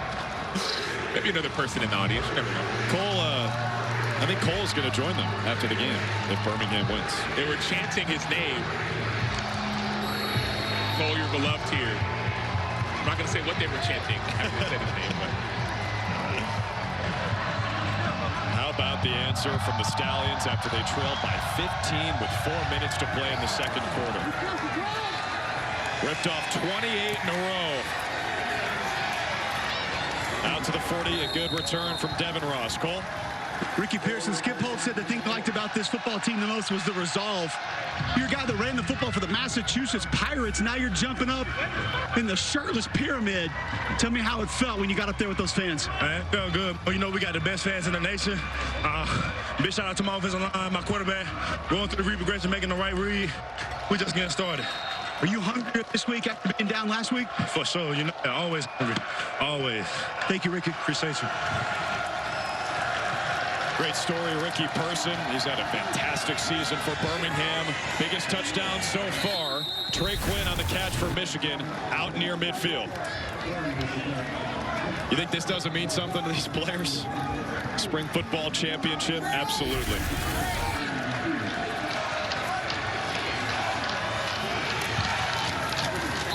Matthew Colburn on the first down carry for the Panthers. And folks, in the UFL, it ain't over till it's over. Michigan's got 3 timeouts.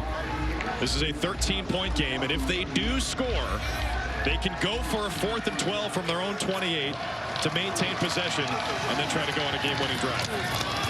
Pass complete. Cole Hecatini, the tight end. And not only that, so you can score, you can go for 4th and 12. You don't have to do an onside kick in the UFL. If you're down in the 4th quarter and you score, you have an opportunity to get the ball back.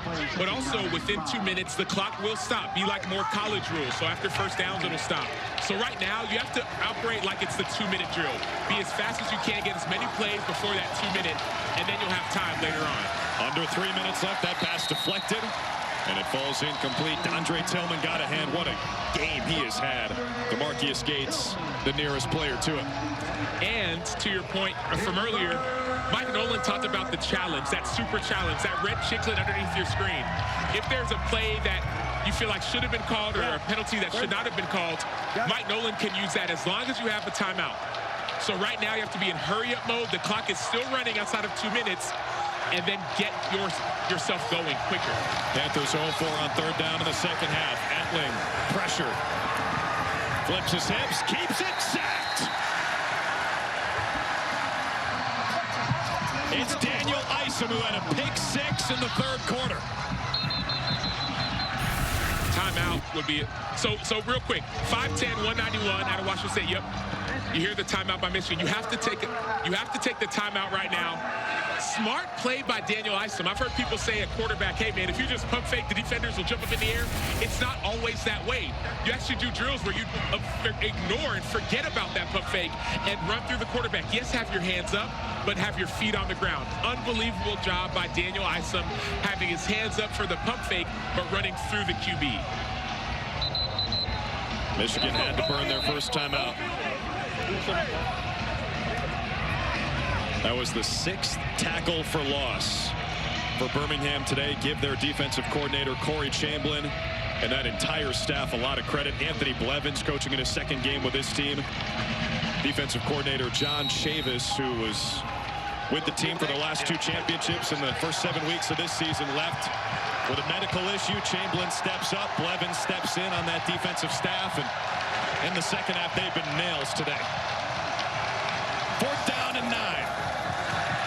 Etling retreating. Scanning. Fires.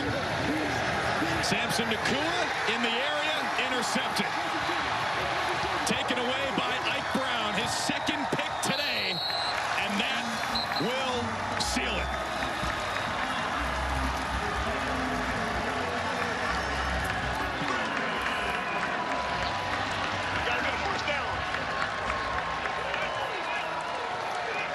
Ike Brown had 0 interceptions all season.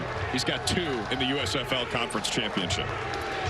And there's 2 things that are going through my mind. The first is, man, can you use that super challenge? Is there anything? Was there a holding? Could there have been some kind of penalty? But the second thing is chains. Defensive coordinator Corey Chamberlain. Boom. It is being challenged. It is being challenged. The red flag has been thrown. Mike Nolan has to be specific about what he's challenging. He's challenging pass interference on the previous play. He's challenging number 19 for pass interference. That's correct. Okay, we're looking at it here. Playing ball, really, he looks back for the ball. The receiver kind of pushes him through. One more look at it here. Turns his head, looks back, pushes him off. I can't go with defensive pass interference on that. Okay. So going no Coach, foul, the challenge is denied. There is no foul on the play. You lost your challenge, and you were charged a team timeout. So it's your second charge timeout they have. That's correct. Okay? Thank you. And they're out of the super challenge. After review, there is no foul for pass interference on the defense. Michigan has been charged their second charge timeout of the half, and they cannot challenge any more plays during the game.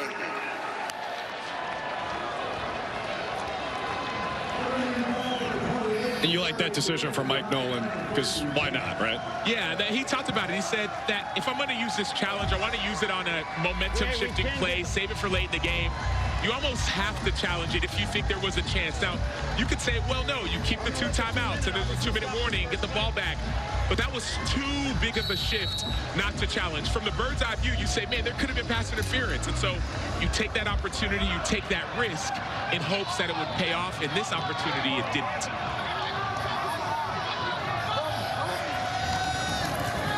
Matt Corral gives to C.J. Marable. How'd he get out of that? Man, C.J. Marable can go. Takes us to the 2-minute warning with a $1:52 to play. Noah Dawkins finally stopped him.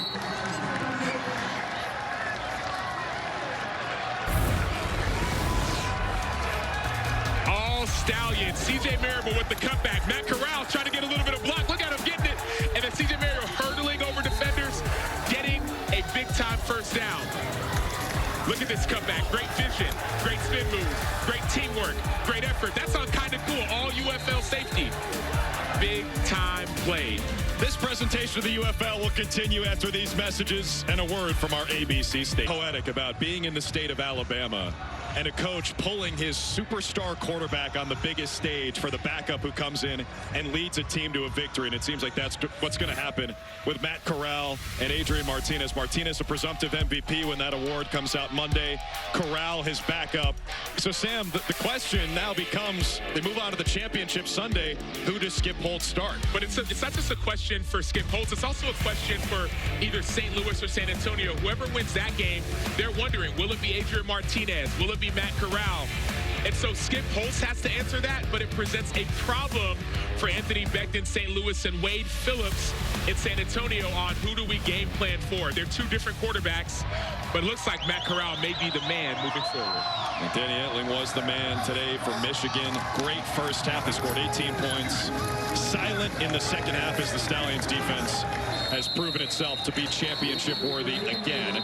Ricky Person on the carry. And Skip Holtz will lead this franchise back to a championship game. They'll take on either I like that. St. Louis or San Antonio next Sunday in St. Louis at the Dome.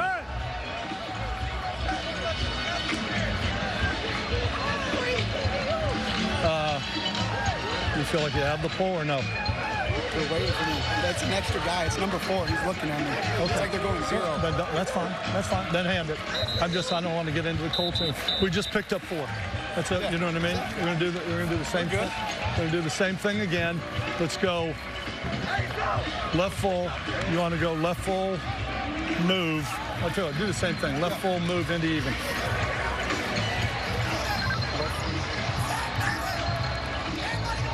We talked to Skip Holtz earlier this week, and we asked him if there's one message about your team on what sets them apart, what would it be? And he said, it's the intangibles and the relationships over talent. He said that's what makes this team different, how much they care about each other. We're seeing it play out right in front of us. Well, one thing they have struggled with today is penalties. This will be their 11th. Yeah. Gotcha. False start. Offense, number 68. 5-yard penalty. Second down. All-league guard, Zach Johnson. There's something about this Stallions franchise and that man, the head coach. The whole is greater than the sum of its parts. And one of those parts, Matt Corral, has stepped in brilliantly and seemingly effortlessly to this opportunity.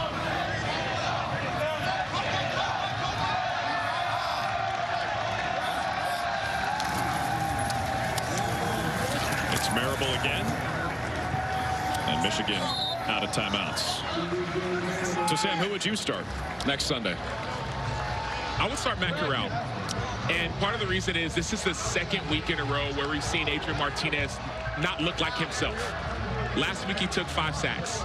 This week, I believe it's been 4 sacks. And some bad decisions when your coach is telling you what you should or shouldn't do. That's part one. Part two on Corral is just his story, man. He was in Carolina, had an opportunity, got injured. They drafted Bryce Young first overall. This dude has matured so much from a 15-year-old starter as a freshman in high school, playing with guys like Zach Charbonnet and more. Nearly a first down on a second effort by Marable. Looks like he'll be marked just short. To a dude with all the talent in the world, to a guy who fought for an opportunity and then he gets the job given to Adrian Martinez. Now he has an opportunity, and so I would go with Corral. If I'm Birmingham, Cole, what do you think? I think Matt Corral will be the guy, and I think it's because of how he's seeing things. I think Adrian Martinez, for whatever reason it is, you mentioned it, Acho, the last 2 weeks, he just has not been seeing coverage, has not been seeing the receivers and the routes develop the way that he needs to. And remember, go back to what Matt Corral was talking to us about, talking to Coach Holtz about, not only how to complete passes, but how to get the defense in position to complete passes. It seems like Corral might have a better feel for this offense right now. And going a step further with everything you said about Matt, we had them a couple weeks ago. We had them last week. Coach Holtz has told us about it. The relationship, not just with Matt Corral, Adrian Martinez, Jamar Smith as well, has won a lot of games for this franchise. That quarterback room is just different for this Birmingham Stallion football team. Andy? Here we go. Give me 12, 12, 12, 12, 12.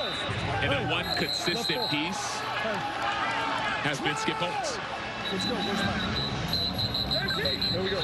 Well, think about what the Stallions did last season. I want the 2 receivers to be wings and block the widest. 2 receivers to be wings and block the widest. Left full into yard.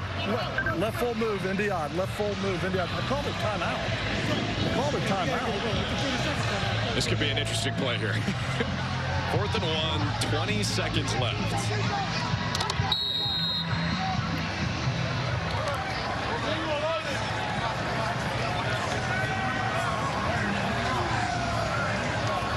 Hand it off. Protect the rock.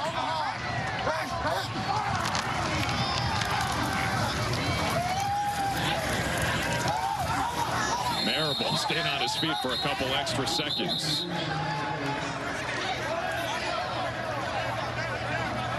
We'll see if they give him enough for.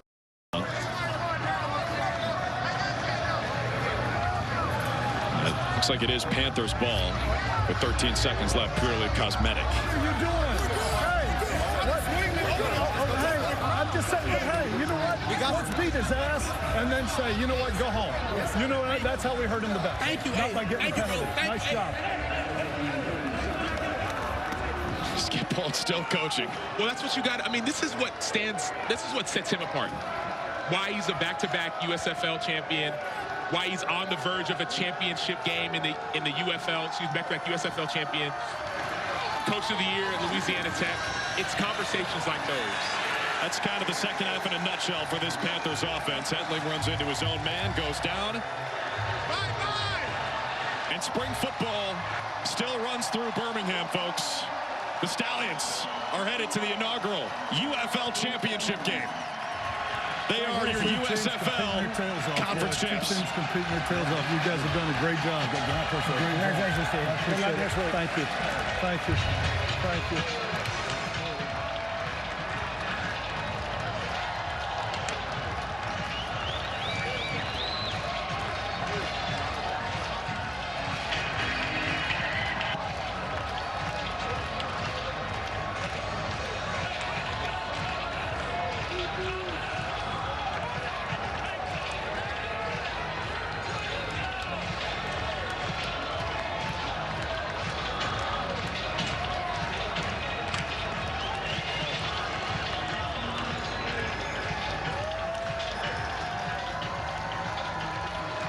Stallions backup quarterback, Matt Corral, who enters the game, brings his team back to divisional victory, now going to head to the championship game.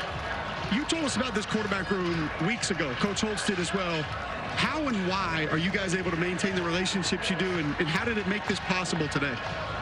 You know, it's just all about knowing your role. Knowing your role and doing that to the best of your ability. And I think, you know, we got enough guys, we got enough group of men that understand that and know that that concept when it comes to this type of game, especially in this, especially like now. In the UFL, in the NFL, college, you know, we got a lot of good guys on and off the field, and that definitely helps when it comes to camaraderie and building that championship mindset and championship team. Can you describe what you were seeing from the sideline? Were there things going through your mind of, I feel like that might be there. I feel like I might be able to make this happen just based on what you were observing? Yeah, specifically on that post, they stayed in too high a lot. They were showing too high quarters or whatever. They're too shell. Whatever side they were rolling to, they were getting to their spot late. And if they're not to their spot, they can't guard the post. And that was something that I saw. We called the post. They're in that same too high look. They rolled away, or they rolled to the post, which means that guy was playing the post one high safety. He's got a long ways to go. And they were kind of slow to get there, and so I felt like I could fit it in there. And Gary did a good job of getting his spot and not crossing the hash, and it worked. So it took a lot just to complete that one play, but everybody doing their job, what we talked about. I mentioned this team, this camp, this year, back and forth, starter, not starter, now back in, but last couple years, there's been a lot for you, man. Yeah. How did it feel to be in there, to have success, and to just go out and win a football game? Oh, good, man. Before I even step out of this field, I got to believe that myself. So I think that before I can even show up, before people even notice it like you, it all starts with me waking up early and, you know, being a consistent person on and off the field to be able to display this in front of a crowd like this. So congrats, Matt. Thank you. Thanks, man. Back to the booth, fellas. All right, Cole, yeah, we just Cole Schneider has a shirt off, so Cole, of course, you're going to take your shirt off in just a moment here, but congratulations to the Birmingham Stallions. Sam, think about what this franchise has done. Go back a couple of years in the championship of the USFL. Jamar Smith gets hurt. Alex Magoo comes in, leads him to a championship. Last year, early in the season, Smith goes down, Magoo wins MVP, and now Matt Corral, their backup quarterback, leads him to a win today. I love Matt, to the last point, Matt Corral. I love Matt Corral's maturity. I was talking to Alex Bachman, his high school receiver, when Matt Corral was a 15-year-old freshman playing with guys like Michael Pittman and Zach Charbonnet. And one thing that Alex said is, man, he was a little bit immature, but he had a cannon for an arm, extremely talented. I just hope he gets an opportunity. And all of a sudden, we saw Matt Corral get an opportunity after a couple of mistakes by Adrian Martinez, after a couple not uncharacteristic plays. But then their defense stepped up and made big-time plays. Daniel Eisman had a pick six. And then Michigan started to have a little bit more doubt. Matt Corral comes in, makes the simple look simple. Amari Rodgers, third-round pick from the Packers, does his job. And then offensive linemen, every single way you could have found a way to win, that's what this team did. Backup quarterback, running backs making plays, offensive linemen blocking punts. Leave it to the pyramid of shirtless fans. That's what stands out to me. It's the maturity of Matt Corral and the opportunity for him to get another shot in the NFL. Folks, the Panthers led this game 18-3 with under 4 minutes to play in the second quarter. Look at that last line. 28 unanswered for the Stallions, and we talked about it all afternoon. Skip Holtz says what separates this team, what's allowed them to win back-to-back spring football championships, is their resolve. And the intangibles being greater than the tangibles. They never blinked, and they scored the last 28 points of this game to go back to a spring football championship. It's really an amazing team. They're probably going to have the MVP in Adrian Martinez, but this is a team. And it's not just the offense. You talked about Adrian Martinez. It's the defense as well. Coach James, we talked about him. Coach Chamberlain, he was the defensive backs coach for a majority of the season. And then there was a coaching change. Their defensive coordinator got sick, John Chavis. All of a sudden, Chamberlain gets called upon to be the defensive coordinator to call the plays. That's him right there. Anthony Blevins. Birmingham boys. Yeah. Anthony Blevins got an opportunity to be the head coach of the Vipers. Then all of a sudden, this league turned into an 8-team league, not a 16-team league. But Anthony Blevins stayed ready. And so no matter whether it's a defensive coordinator, a different running back, a different tight end, a different receiver, or even a coaching change, this Birmingham Stallions team has been the ultimate sign and show of resilience, confidence, and belief in one another. And they'll get the winner of St. Louis and San Antonio. That XFL Conference Championship is tomorrow. And the winner of those two games will match up next Sunday in St. Louis. Amazing performance from the Birmingham Stallions as they get ready to accept their USFL trophy. Stormy Bonatoni is somewhere down in the fray for this celebration and coronation of another USFL title for the Stallions. Stormy, there you are. Go ahead. Welcome, fans, to the inaugural United Football League USFL Conference Championship Trophy presentation. I first want to say congratulations to both Birmingham and Michigan on unbelievable seasons to get to this point. They left it all on the field each and every week. But can I get one big round of applause for your USFL Conference champion, Birmingham Stallions? We got some hardware to hand out, ladies and gentlemen. Joining me here on the field, CEO and chairwoman of the Garcia Companies, co-owner of the United Football League, Danny Garcia, would like to say a few words. Coach Holtz, congratulations to you. Congratulations to this incredible Birmingham Stallions team. I want to say, sir, and your team, you are the USFL Conference champions. There you go. Yeah.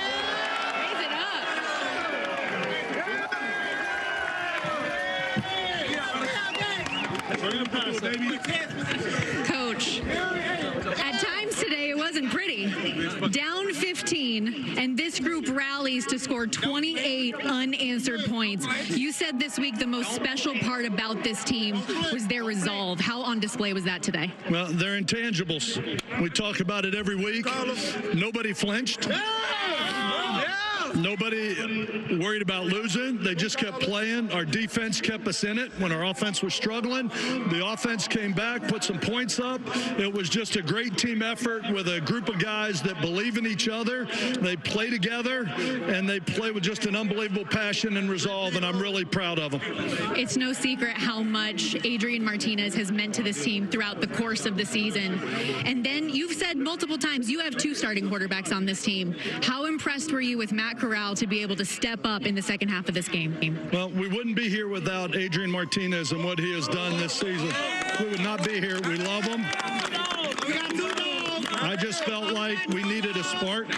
We needed something to start it again, and we went with Matt. And you know what? I thought, he threw an interception there early, but then after that, never blinked. I thought he had total control over it, and good for him for staying in it, even though he wasn't the starter, getting ready for his opportunity. And when he got in, he made the most of it. It's hard to be a champion, even harder to get there year after year after year. This team is headed to a third straight spring football championship game next week.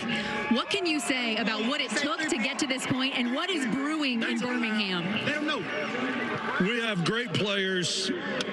We have great fans. Cannot thank you all enough. You guys have been awesome.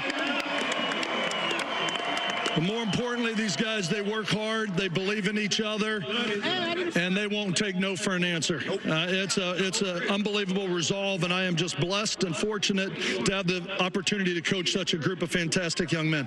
One more to go, Coach. Thank you. One more to go.